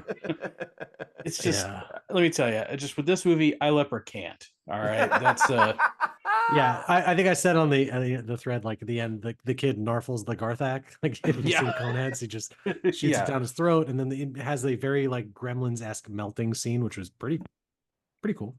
I mean, cool practical effects. And then he falls down the well. Then they dump a bunch of gasoline down, ruins all the well water, and then aliens come out and turn into monster trucks. perfect. Yeah. Nice. I might have been segue. falling in and out of sleep there in this movie. Yeah. There was a couple of shots. Like I was again asking Mrs. going, Oh, because he comes back up and they shoot. That's when they fucking blow his head away, right? but why do they? There were shots in this movie that were 8 to 10 seconds longer than they needed to be, and there was quite a lot of them, and it's almost like, guys, we have to make 127 minutes. Like, so we need to bump this movie up. So it's like there was shots like I was waiting for this jump scare. It's like a guy's like he sees Leprechaun, and Leprechaun runs off. He's hiding behind a tree, and he's doing the whole. Now at this point, you're waiting for the jump scare, and he continues. There was 8 more seconds of him leaning against this tree, going. It's called building tension. And then he walks off, and they switch the shot, and I'm like, "Where's the jump? What? They were looking for some Texas switch or some kind of thing." I was like, "No, guys, we just need, like I said, stretch the movie. I was just saying. You're talking about the bit where he kills the police officer? Yes. Yeah, and then the cop, winded, just throws his nightstick into the dark woods. But then I think there's another bit in this, and that they talk about is like when he kills that cop, but then he terrorizes them a little bit, but then they go to call the police, and the dispatcher calls the cop, but the Leprechaun is back in the car with him using his voice. Like, how does he jump around? Like, yes, he can do Terminator 2 voice control. Yeah. Like, so he can copy your same voice. year. I mean, who did it first? You know, wow. Wolfie's Terminator. Dead. Your foster parents are dead. But like, honestly, that whole cop scene, because I was like, again, guys, I'm going to miss. Like, well, why did he kill the cop? Cop didn't steal his gold. You know. Also, why is the cop completely okay with pulling over a leprechaun in a teeny tiny little car? It's like, hey, dick, get out of the car. I'm like, hey, man, you're not like slightly confused by this? Unless this movie is set during St. Patrick's Day. Yeah, right. But this whole thing, that whole scene felt like added on, kind of like when I was reading up, guys, we need more gore. Like, all right, guys, right, we're gonna let's go shoot this scene for the next 2 days, and we're gonna put something scary, inverted commas in there, like, because there's no reason for that. And then like Rourke snaps his neck. He just snaps his neck. That's it. Like, he doesn't. That's like so. No, because he grabs his face, digs his nails, and he's all messed up. The guy's face, blood running down his face, kind of thing. But it's like it's just at no point was it scary. Like I was, I told Mrs. I was going to watch it, and she goes, "Oh, really? Because you're not good with scary movies." And I was like, "Mrs. I am now. It's going to be a scary." I think I'm going to be scared of this movie because if I have to watch it again, I think it's about as far as it's going to go. And that's the thing too. Like, I'm just seeing it as a kid. Like, I was probably when this came out in 92. I was like 8, 9, 10, 11, 12. I don't know. I don't do numbers. It was like the idea of it was so scary, and then just seeing pictures of Warwick Davis like in the makeup, like, and I just think I text you guys, like, the most horrifying thing about this movie is seeing him without his hat on. Ooh. Right. Do not like that. but This but is but to get to like I said, like where it really blows my mind is, as we sort of talked about, as Will mentioned earlier, this movie spawned a shocking amount of sequels. Did you say a Leprechaun 2. remake too? Let's see. Yes, there's Leprechaun 2, Leprechaun 3, Leprechaun 4, Leprechaun in the Hood, Leprechaun Back to the Hood. So it's like a Okay. sequel to In the Hood. Sure. Then we get the 2014 Leprechaun Origins, the 2018 What? Leprechaun Returns, and the to be announced release date untitled Leprechaun Reboot. we should have watched Leprechaun Origins. We would all of our questions would have been answered. I'd be lying if I said I wasn't a little bit curious of the lore. Oh You my know me, God, guys. I love lore. You also love mashups. You love coming up with your imaginary mashups. A crossover film with the Candyman film series was in development following the release and box office success of Freddy vs. Jason. Oh, back then, yeah, back in the day. Yeah, Wow. that's. I thought you meant like currently. I mean, that's like, back no, when. what? Yeah, that's back when when that movie hit. They were like, well, obviously, Leatherface and Michael Myers have got to fight, and it's like, hold up, wait a minute, that doesn't. And then they just put all these characters in like a Mortal Kombat game, and just that's what Yes, they do now, right? That's what they do now. It's really all I want. That would be a dope fighting game, just all of the horror film characters. I'd be down. The project stalled after Tony Todd, who is Candyman, of course, immediately just flat out refused to participate, saying he had too much respect for his character. Yeah. What they don't tell you is that he's got an irrational fear of little people. Tony Todd famously hates leprechauns. He does not like Return of the Jedi. But he loves the Irish. That makes no sense. It's just, yeah, I don't know with this movie. It's there's not really, similar to Monster Trucks, there's not really much to say. It's really bad. It's not scary. It's not funny. We love Warwick Davis, but like there's just nothing to this. The only reason I really was even culturally aware of this movie is this came out around a time when you'd go to the video store and there would be like the horror movie version of Pinocchio and like the Ginger Dead Man, and so there's like a whole genre of like 90s Ginger like straight to video great stuff. title. I'm sorry. The Ginger Dead Man. Gary Busey's like joint. So yeah, he is the Ginger Dead Man. I've never been more interested in watching a movie in my entire life. Oh, that will die when you see the movie. There was like the Jack Frost, a horror Jack Frost. I like that one. Not the horrific one that was Michael Keaton. I like the Jack. Yeah, I like that one. But like Pumpkinhead up in there, like those type of films. Yeah, the thing is, when you actually get into the how things work in the Michael Keaton one, it does become a bit of a horror movie. Yeah. The consequences of this whole situation are too scary to really get into, and you really don't want to talk about it. Yeah, right. Much like this movie, I genuinely don't. Like I said it earlier, I'll say it again. Jennifer Aniston, she probably went on to have a pretty good career because she's got, the thing is, and I was saying it again as I'm watching it, I go, Jennifer Aniston's got comedic talent. She pops. She does. She's popping in this movie. Which I mean, when you look at what she's working with and who she's working with, I'm like, it kind of seemed like she had fun making this movie, but she understood the assignment, I think, yeah. and she was just leaning into it in her hilarious 90s. Look pretty, kill Leprechaun. but also like she's just delivering lines. Yeah. Her line delivery, top notch. It really is Rachel from Friends. It's 100% Rachel from versus Friends. Yeah. What if Rachel was just dealing with a leprechaun instead of Will? Not Will. They were on a break. I wish Jennifer Aniston was dealing with me. Oh my goodness. I have so much fan fiction about it. But yeah, it's you see this movie and you see why she was cast in Horrible Bosses too. And I think that's the only thing she was in, right? There was nothing else. You mean Murder She's Mystery? very good in those movies. I like her. Well, she's very good in everything. And I have to be honest, I think Along that Came was probably her Polly, casting Wanderlust. tape for Friends. I think that's how she got it, because she's playing proto Rachel and in every way. And like I said, she's the only sort of like real like Star, I bright guess part you'd of say. this movie. Outside of Warwick Davis. Outside of Francis. But like Warwick Davis Hello, is having some Francis. fun. And I'm glad he got this franchise. And it's like I said, I love the guy. Like, he's great. But like, but holy shit, please, guys. It wasn't, there was none of that sort of like, it wasn't like Swamp Thing. It wasn't like, you know, you guys have bought some real pieces of shit that are fun to watch. This wasn't fun to watch. But like you said, it is if you're watching this with a group of people, it is like he's still in like the pantheon of iconic horror film characters. He's one of them. You know, it's Freddy, Jason, Leatherface, Chucky, Michael Myers, Leprechaun, and you know, and Leprechaun, and to a lesser extent, Art the Clown. Yeah. So yeah, I mean, like, I wouldn't.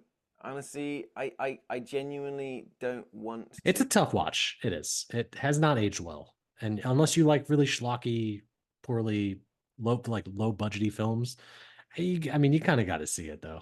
When I mentioned to people I was watching Leprechaun for the podcast, everyone that like looked on me with aplomb. They're like, "Oh my god, Leprechaun!" And then I'm like, "Yeah, but you're the one that doesn't have to fucking watch it for this goddamn podcast." Right.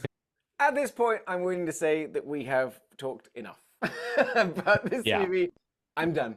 I'm done. I'm putting it away. If you are a true fan of this movie, then by all means reach out to me and tell me I'm wrong, but I'm not. One thing I am right about, though, is the movie that I chose. Let's get back to talking about the absolute stone cold, wall to wall, T to B, top to bottom, left, right, banger. That is Logan, a movie that, as we talked about earlier, just culminates this 20-year sort of X-Men adventure that's definitely had its ups and downs. You know, you've had the good, you know, X-Men came out, you had one of the best sequels ever made, which was X-Men 2. I mean, what a time to be alive when we had Spider-Man 2 and X-Men 2, two of the greatest sort of sequels and superhero movies like really ever made. And then you've had all of these ups and downs and the origins and stuff like that. And then you had Days of Future Past, blah, blah, blah, blah, blah, blah. But then we get Logan, a movie that you can go and it's a serious movie. What I love about this movie is, I remember James Mangold talking about it, realizing, okay, we have to, from the beginning of this movie, let people know it's a different kind of movie. And it kind of starts with him on the side of a road, asleep in a limo, a 2024 limo, by the way, 2024 Chrysler. That's right. Another movie powered by Chrysler. Yes, in another Chrysler movie. But he comes up against some guys that are trying to steal his tires, his wheels. He gets shot. And the next 3 minutes is him chopping people's arms off and putting his everything you've wanted to see Wolverine do happens immediately. Every single fight scene we've seen with Wolverine, if he's not chopping up robots, he's just attacking people and they fall to the ground dead. You know, and we understand that like attacks are happening, but the actual you want to see those claws going through people's heads in ways that you have only dreamed about. And honestly, these will stick with you because they are brutal kills. And it's like even the little bit of like he chops an arm off, but it drops to the floor and it shoots the shotgun. Like and little bits like him, no, not the car, and he jumps in front of him with his body and he's like taking bullets kind of stuff. But that opening 5 minutes, and then it sort of is when you're like Logan, and you're like, well, okay, like this is the movie I want to watch. Like, Will, I want to ask you, I mean, like, you're definitely our resident, like Gargantua nerd, and you love X-Men just as much as me, and we were talking X-Men 97 before we started rolling, but, like, do you put yourself back then, 2017, when you saw this movie, your reaction to it? I mean, to be honest, like, this movie came out while we were making Right This Minute, you know what I mean? I think, so we were definitely talking movies when we got into it, but this movie... What was it like for you when it first started? How did you take this movie? Were you excited like we were? I have an interesting relationship with the X-Men movies. X-Men is my favorite comic book series. Real quick, if you'll indulge me for a second. He's got the novelization of X-Men. I've got more omnibuses than I know what to do with. Shit. He's got them all. I think I got 9 omnibuses right here of just the Chris Claremont stuff. So nice. And I'm still collecting more. So I'm way into X-Men. I've always been into X-Men. You go to my Instagram, you can find me getting my X-Men comic signed by Stan Lee as I'm wearing an X-Men shirt. So I love these characters. The movies, uh, man, I appreciate the first one. I think the second one is a good movie. There's not a whole lot else I like with this franchise. It has been one of the most consistently disappointing movie franchises ever. There's a couple bright spots. Before anyone comes for me, Deadpool is fine. It's okay. I don't, but they're not my favorite movies ever. This one was, I will say, as itself, as its own movie, I think is fantastic. I think it's a great movie on its own. Coming off the back of Days of Future Past, and this movie being so dark compared to that, really threw me. Like that was like I don't really understand why we're going in this direction. But on its own, completely isolated, I think it's fine. As a part of a franchise, I don't know. I never can't even rank these movies. I never really included this in part of the franchise per se. I always looked at this as like its own self-contained, like a bottle episode. It's like kind of how you gotta look at it. And that's why I think to me it's by far one of my favorites. I think it's got the most heart, the most soul to it, versus like a Spider-Man, where this doesn't feel as comic booky, which I think it was the intent. Like it didn't have the pop of the colors and all that, like the tongue-in-cheek references. Like this has like little notes of like he's got the samurai sword, like the sword from the previous film, right? Right. It's got those little Easter eggs, but I like that it's just a self-contained story.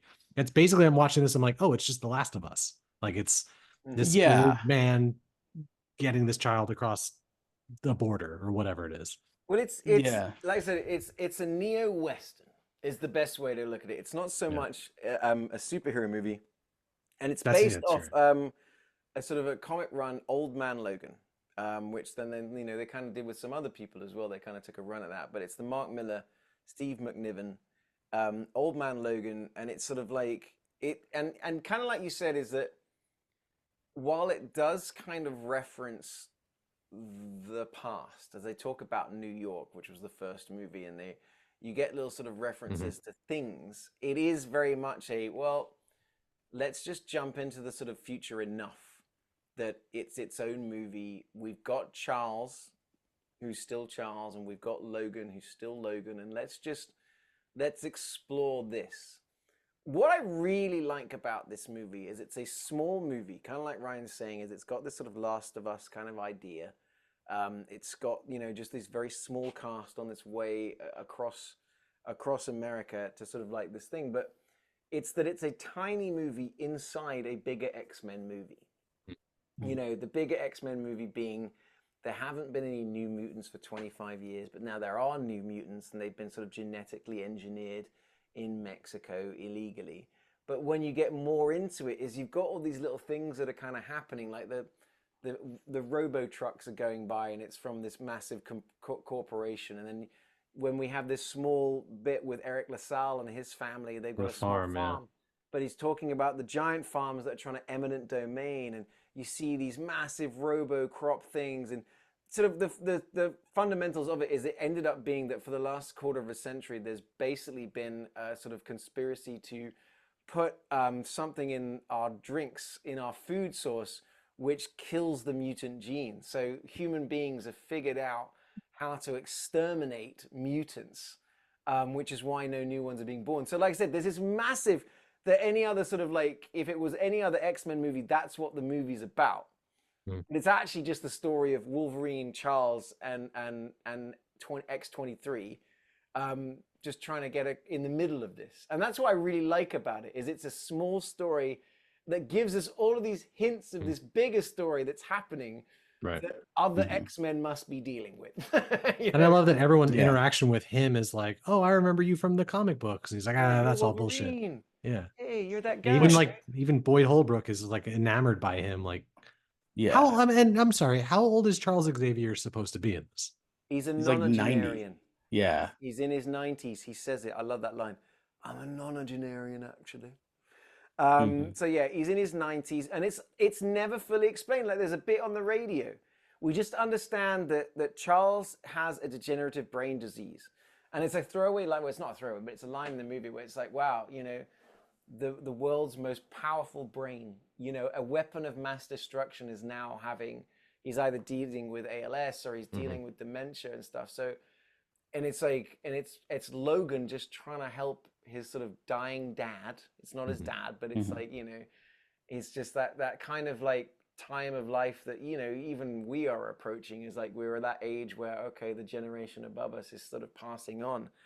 And it's, you know, something, and a character as strong as Charles Xavier, like when we meet him, he's kind of like going around in his wheelchair inside that really cool design, sort of fallen down water tower. Yeah. And he's kind of like he's tuned into the radio and he's doing a Taco Bell commercial. Yeah. You know, and it's like, and it's just, it's all so different, and it's kind of hard to watch. And we're watching Wolverine, who's always been our favorites and always dying, that we see he's just in a shit state.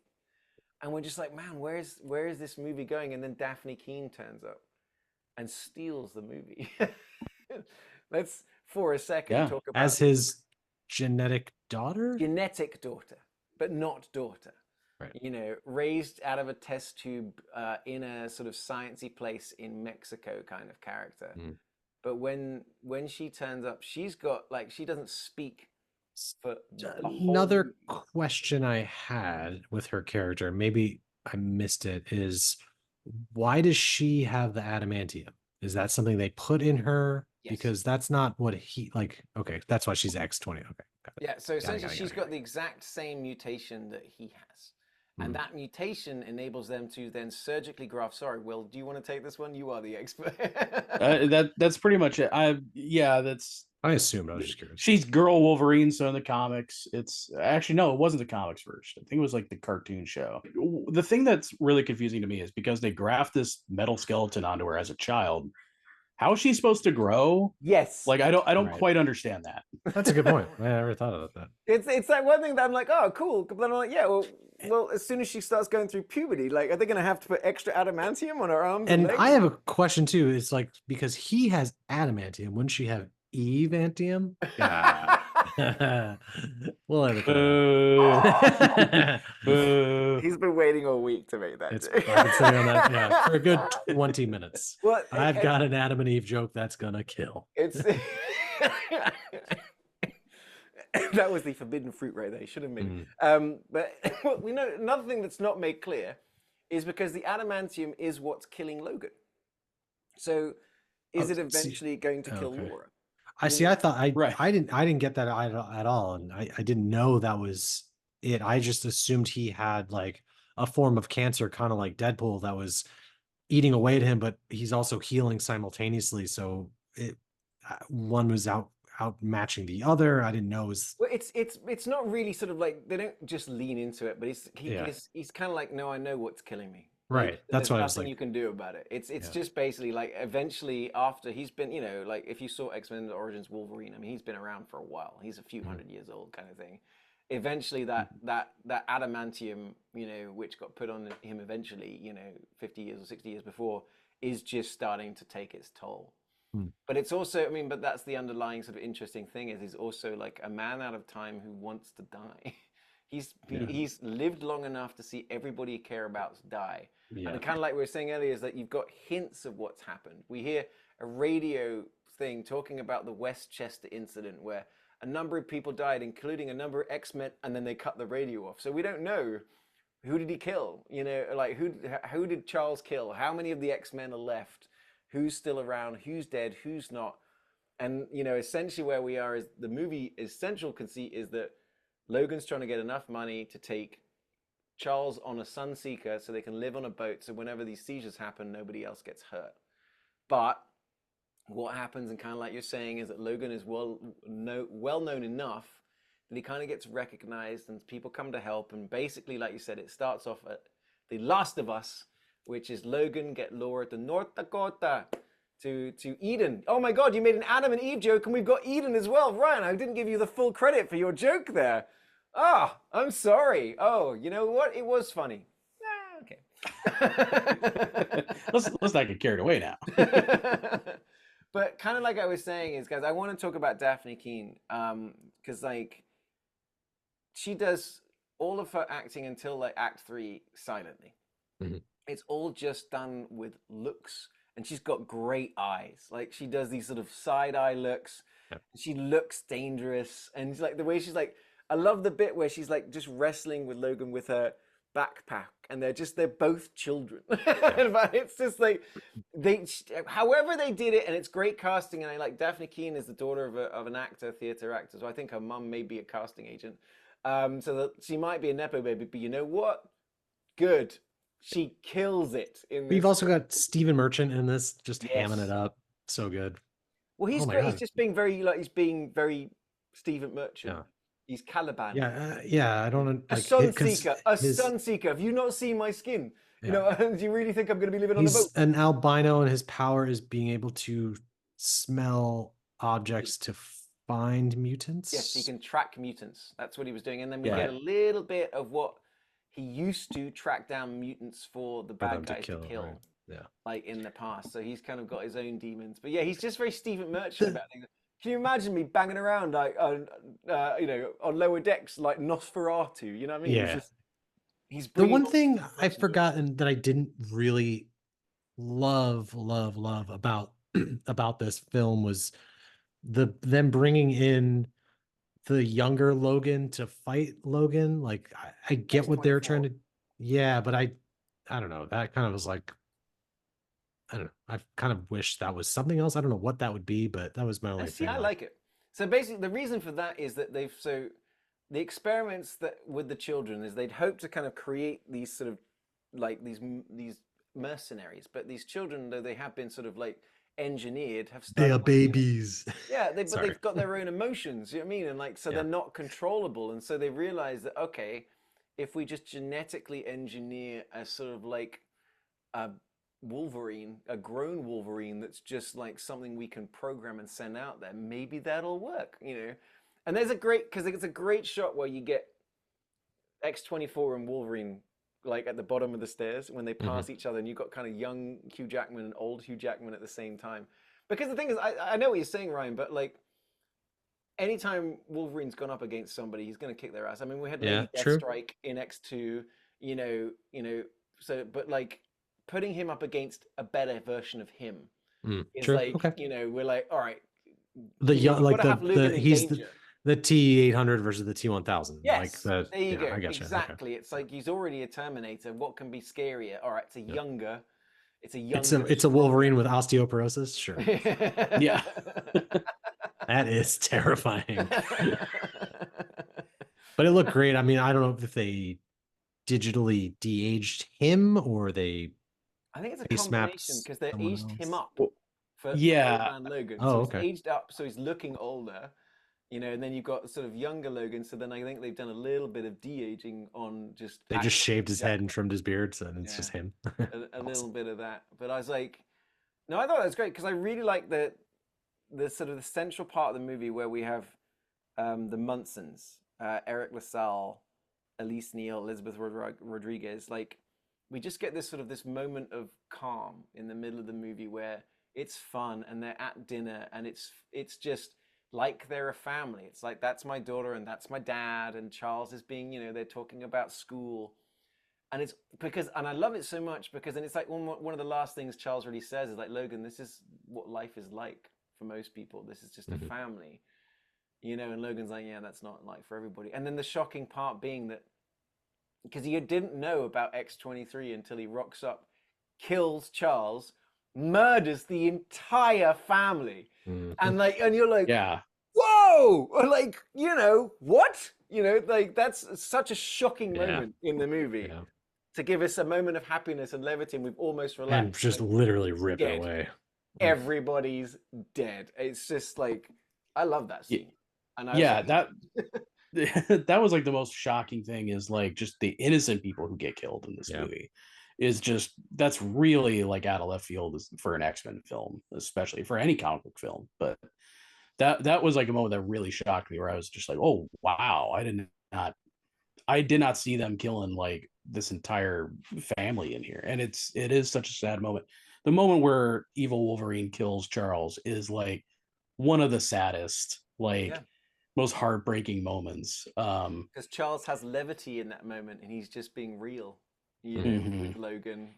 he's it's not. finally at peace, and that Yeah. takes him away. And then even Logan comes back in, and he's like, "It wasn't me. It was the other guy. I know he looked exactly like me, but I swear to God, it wasn't me. It But it's also really like was a leprechaun." considering we got two incredible characters dying in this movie, they do it really well. Like with, like you're saying, with Charles, that it's a great send off, you know, like even though he dies in the back of a pickup truck, is that, like you're saying, in that last moment before we realize that's not Logan, where he's just like going, I think this is the best evening or the best night that I've had for a long, long time.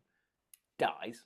But then, like, not quite dead. But when he gets in the pickup truck, the last thing he kind of says, he kind of pats the truck and he's like, it's our Sunseeker. You know what I mean? Like, it's a fitting send-off. And, like, it's, again, Hugh Jackman is just such a good actor that when he buries Charles in the trees and he goes, there's trees and there's some water. And just then, I love it because he's such a rage-filled child that he goes to the truck's not working. And then you kind of cut back to him and he's just, he's bashing just it with a attacking hammer, it with a shovel.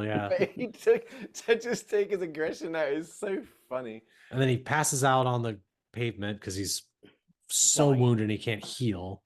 And the girl steals the car and drives into what I imagine is like I just assumed it'd be like a vet clinic because he's like on animal, right? You know, but the doctor's like, you're not doing great, man, but I'm such a huge fan of yours. Big fan. Yeah.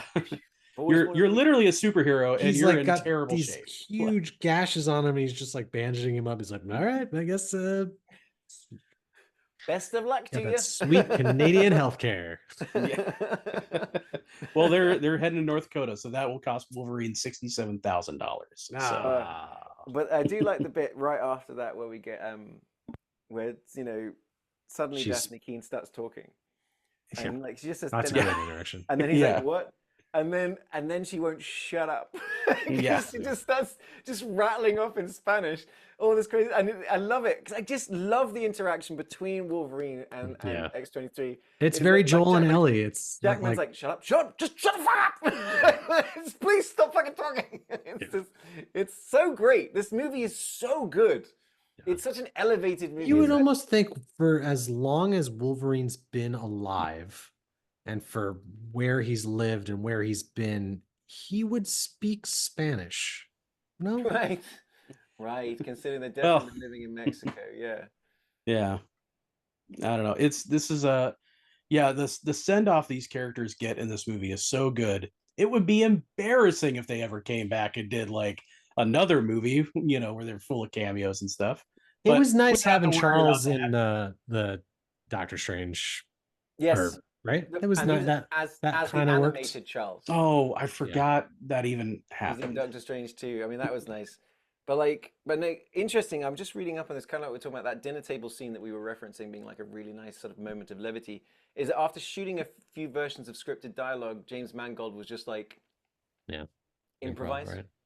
And so that shit Charles was saying was great. But it's just exactly. It's then talking about be careful. Like you're talking to a school principal here, and you get that kind of like fun play between Charles and Logan, which again goes all the way back to the first movie when he gets brought into Xavier's school for the gifted and stuff like that. So it's like it's kind of like, because I really like the Wolverine, like up until, like I said, the second half of the third act, where it's just him battling against a big silver robot who gives a shit. Totally agree. That's the scene when he's at the farm. That's after they go to the they go to the casino, right? And he has an episode. Yes.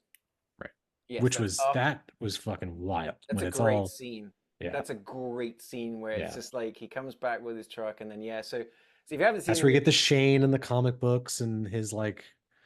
He's kind of starting to. He gets his glasses, which is great. He's got his cool little hat. And it's it's just that it's a great scene that everyone, like all the actors, kind of. I imagine on scene, if you, because you get in that distortion in camera and you get in that shake and you get in that sort of like almost sort of like the feedback sound in your ear. The tinnitus. I always put myself in the position of the actor being like, you're on location and it's like, all right, guys, and you're just doing this.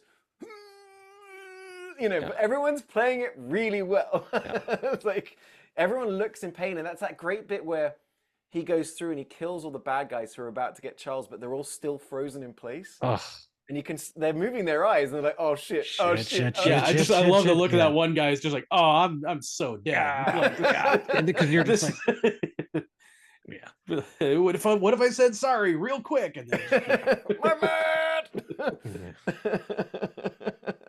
yeah. Another thing about this movie, which I think like grounds it, is there's very, very little CGI happening. Yeah. Mhm. We're not being put into mystical places or magical worlds. It's small towns. Hugh It's Jackman just- actually ripped people's arms and legs off. He's dedicated like True that. story. That's like, yeah, a lot of extras there. It's so funny. Like I think we're all on the same page here. Like we're very cautiously optimistic as to what this Deadpool movie is going to be. It's especially after just watching this, this week, knowing that movie's coming out in what, a month or two, right? Does it come out? yeah, Yeah, coming in July. July. Mhm. Which I'm like, man, I feel like I know what it's going to be. I hope my expectations are dashed and like, or subverted. Like I hope they do good, and I know it's going to make an ungodly amount of money. But I'm just like, I'm so weirdly disinterested in it. Like and I'm gonna go see it. I'm gonna go see it. I'm interested. Thing is, I trust Ryan Reynolds. Outside of like, outside of Hugh Jackman understanding Logan, there's few people out there that really understand the characters that they are and they define it.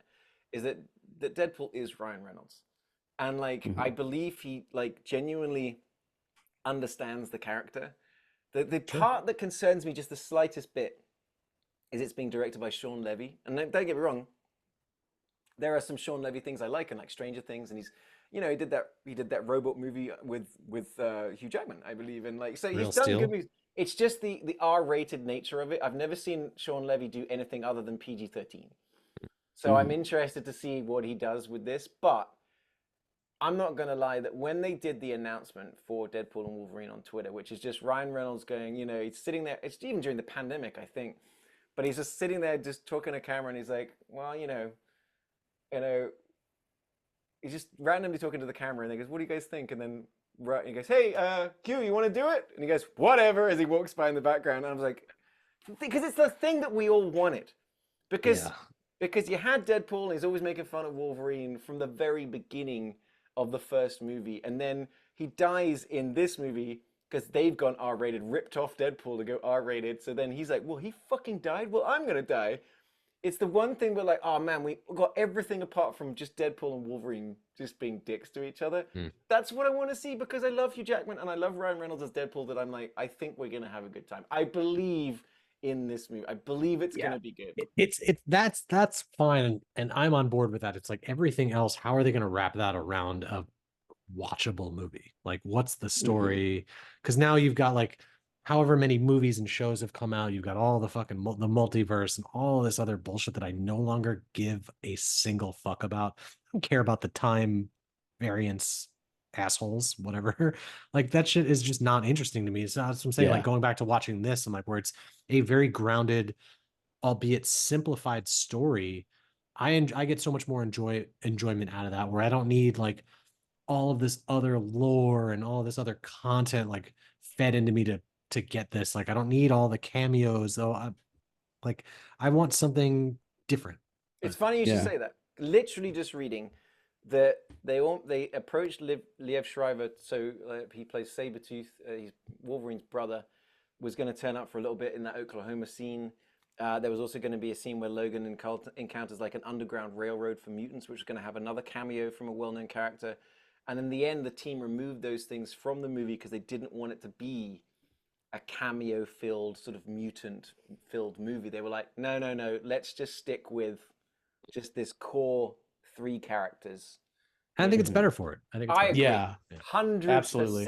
That's why this movie is like you could. Whereas Deadpool's going to go the opposite direction, and it's just going to be a nothing but nonstop. cameos. Yeah, every scene is going to be. But they've worked. The other Deadpool movies have worked. That's what I mean. It's like the end of Deadpool 2, it's him having a death scene. They use the same music that they use from Logan. So they're using that same thing as Logan's dying. He's like, but then Deadpool does it, and they go, but he dies 7 times. Like, they take that scene, make it emotional, but then make it funny at the same time. That's why I believe it's going to work. We will. Oh, it's definitely going to work. I'm like curbing my enjoyment because I feel like I already know what it's going to be.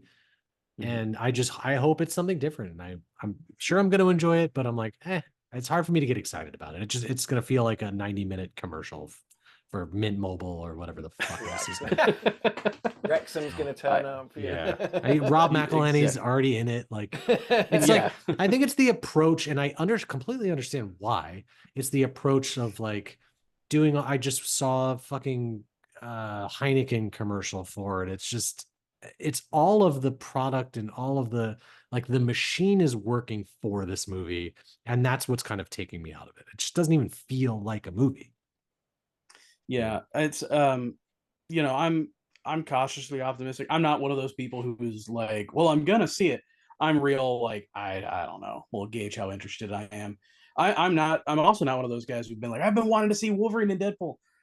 I don't care. Like, that's just not my You've thing. already got the fucking omnibus about it. I've got the omnibuses. Yeah. But you know, in terms of like this movie, I'm glad that it went in such a different direction because, like I said, it just doesn't fit with the other movies. So I'm so glad they focused on just making this its own thing.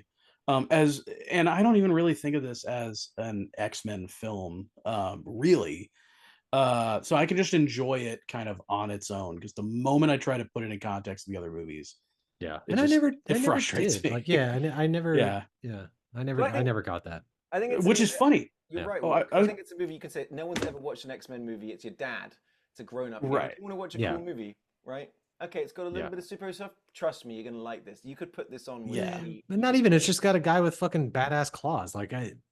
It's somehow so grounded for being based off of a comic book character.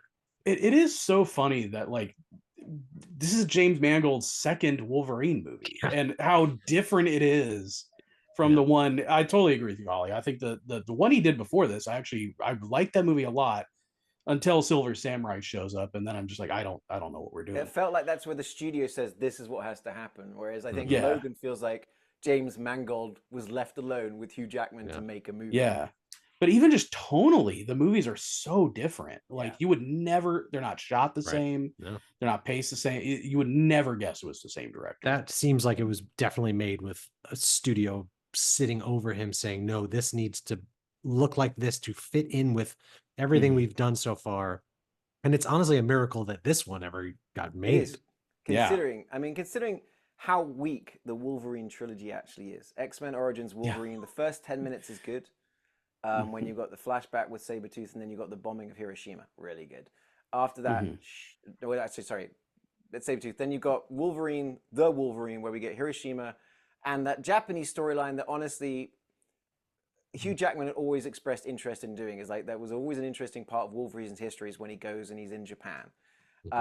But Old Man Logan, like, when they finally got to that point, I think they made the right choice. And it's like, tonally in every single way it's different, but it so works. I'm just reading here, actually, Millie Bobby Brown auditioned for X-23. I don't think, like, she's great. I think she's a fantastic little actress, for sure. But I think Daphne Keane was such an absolute home run. For sure. Was Stranger Things already out when this? 2017. Good God, maybe. Hang on a second. I think so, because I think despite that show only having like 3 or 4 seasons, it's been around for like 15 years. 20. Season 1 was 2016. Yeah, there you go. So the year before Logan. Wow, that would have worked, actually. Oh my goodness.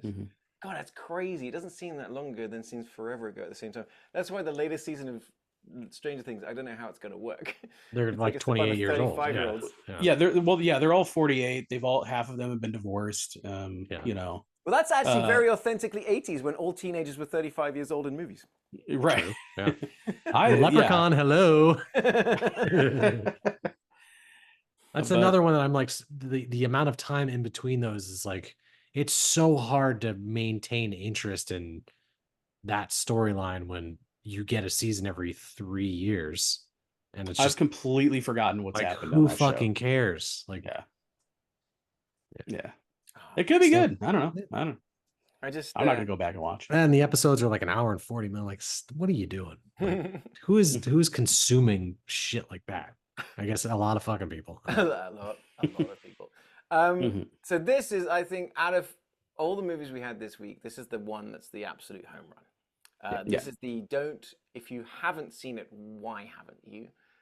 Watch it as soon as possible kind of movie. It delivers on so many different levels. And Warwick Davis is great in it. There's so many leprechauns. It has such a satisfying ending. It makes you just sit. It's one of those ones that you sit there and you just watch the credits for a minute, so you can just deal with what you've just seen. Though that's not the point of this podcast. It's not about what movie is the best. It's about which movie defines a state the best. And in this particular case, I don't know where to begin, guys, because like I said, we've got the Canadian version of North Dakota, the California version, and the New Mexico version. You're right. If we're going solely based on license plates, I was about to say that might be the only metric we got. Yeah. The only movie to arguably only take place in North Dakota. Like you aren't wrong. And the thing is, now we've dealt with this before. You know, it started off all the way back when we had Bethel's for North Carolina, and she brought 2 movies set in New York, but famously shot in North Carolina. You don't have to be. And I think that, you know, I think this is going to be one of those weeks because Leprechaun can go fuck itself. I'm just like, I'm not even involving this. But North Dakota famous for leprechaun infestations, so we have to take that into consideration. Just no.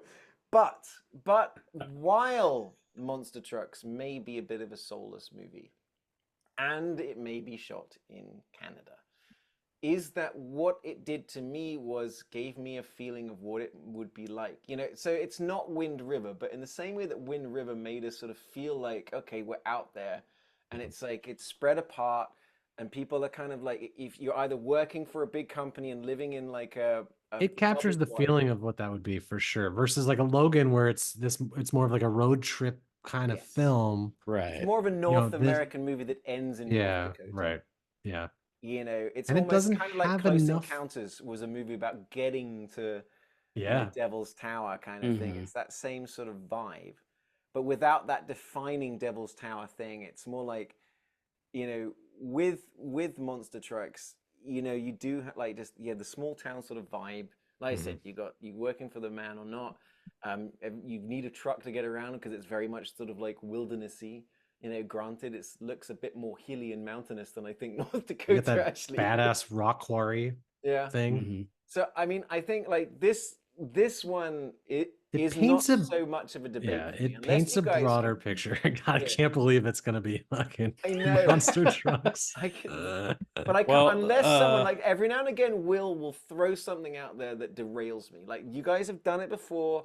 Like even Carrie Byron, when we were doing our California episode, I was almost certain we were going to go with like, you know, probably with Basic Instinct. And she did her, wait a minute, think about AI and think about California and techno fear. And like by the end of that, I was like, I'm convinced. So for me, it has to be Monster Trucks unless somebody can come up with some good reason why not. Anybody, I'm throwing it to you. Are there North Dakota landmarks that we're not aware of? Okay, let's have a look. That's not Mount Rushmore's in South Dakota. Yes, no? That was south, right? Because that's why we almost went National Treasure 2. Right. Yeah. Obviously, yes.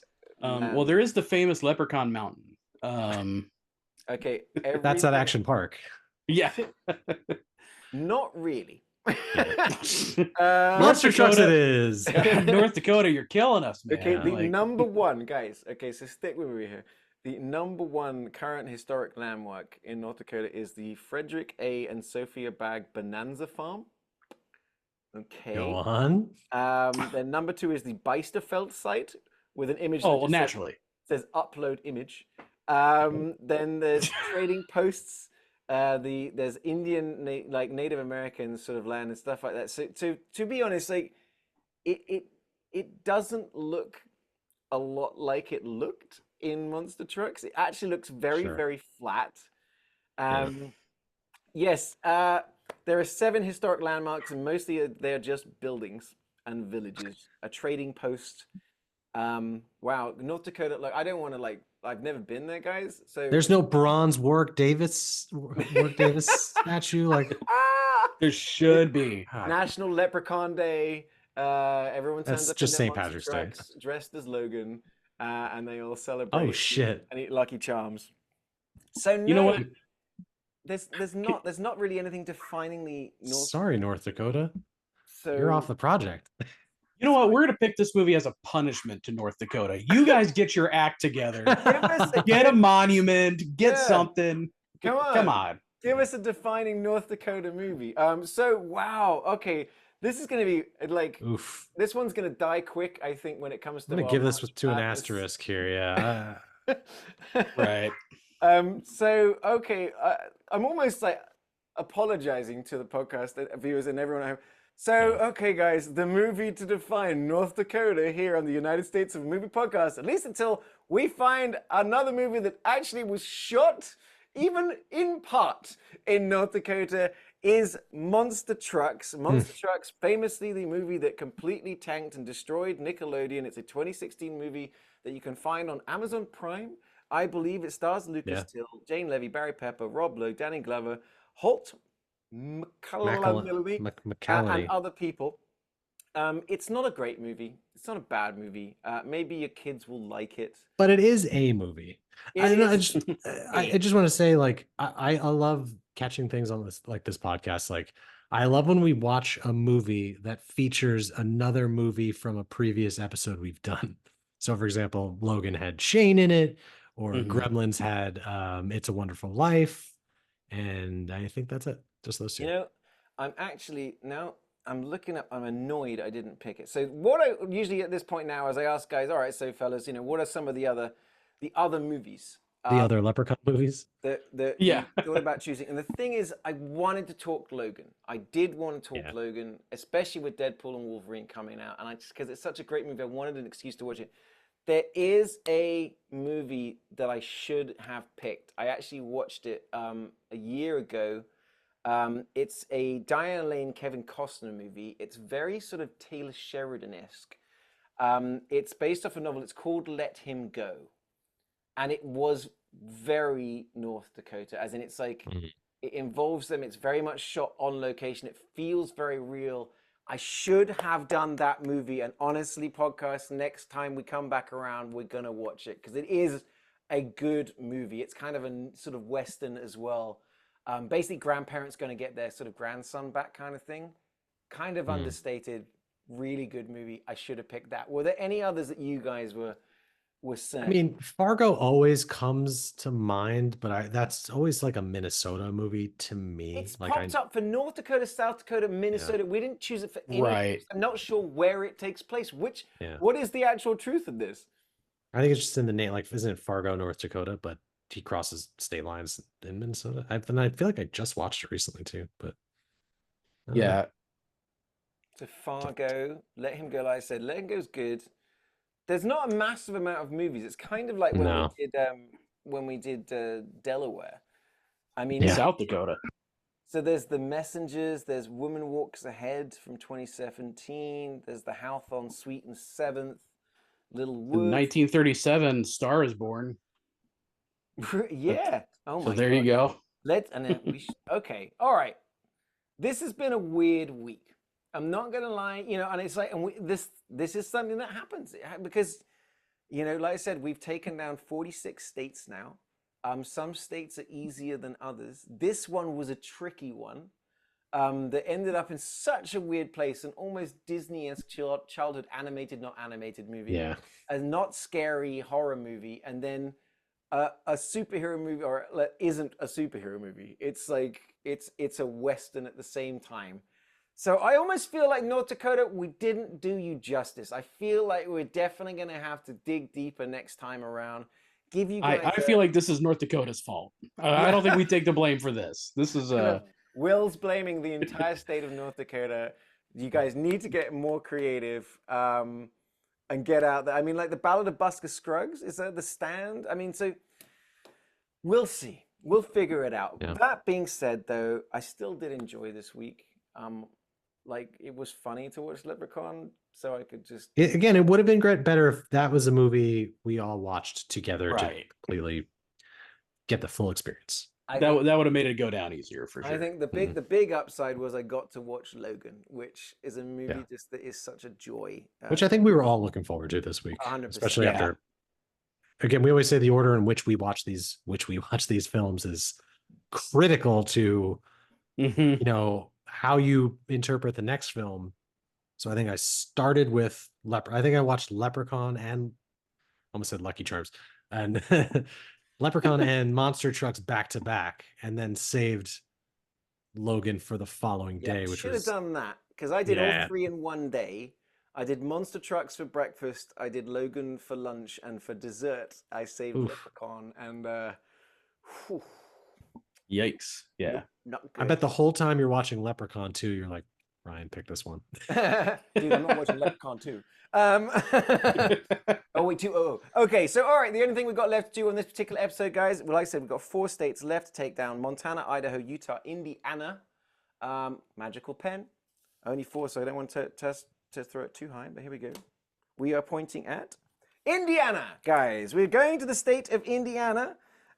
So get your little thinking caps on. Honestly, let's hope there's more movies so that Will doesn't blame an entire state again for their poor showing when it comes to particular movies. Also, like I've been saying, once we have finished all 50 states, we are going to have a series of episodes where we're going to pit them all against each other in a bracket until we have one movie that will be crowned the ultimate American movie to define America to the world, if not the universe, for all time, or at least until we do season 2. So stick with us until then. So guys, outside of that, one, thank you for your movies and thank you for joining us as always. If you like to find us, you can always find us online. We've got a Facebook page, we have a Reddit. Also in YouTube, you guys are now starting to take part more, jumping in the comments. Always great to talk with you guys. Most Mondays, pretty much every Monday, but I didn't do it last week because I was out of town. I talk about movies in the podcast on my channel as That Englishman in Texas, or you can find me as Ollie Pettigrew on Facebook. Will is entitled Willennial. You can really fun TikTok as well if you like to get into movies. He loves to get really deep into not just the movies that he's got on the shelf, but also he likes to sort of comment on what's going on, and like they're pretty cool. So if you're a movie nerd, you want to get into Will's videos. Ryan, he's an incredible graphic designer and does some really cool movie posters that you will like to see, some great redesigned stuff as well as merchandise from the show. Get your Wraith t-shirts, ladies and gentlemen. Trust me, it's Wraith in time. Best t-shirt, one of my favorite t-shirts. People comment on it all the time. And you can find his stuff as Rhino Digital, R-Y-N-O Digital, on places like Threadless and Etsy, things like that. YouTube, please, if you are watching and you haven't already, subscribe. Do us a favor, drop a comment. We like to interact with you guys in the comments. To the one person that came to my defense for son-in-law, thank you. But you've been blocked, just so you know. You're on a watch list now. Outside of that, join us next time out where we're going to be heading to the state of Indiana as we close in on the finish line for this season. I'm excited to see where we go. From me, Ollie, from Ryan, from Will, thank you once again for joining us on this episode of the United States of a Movie podcast.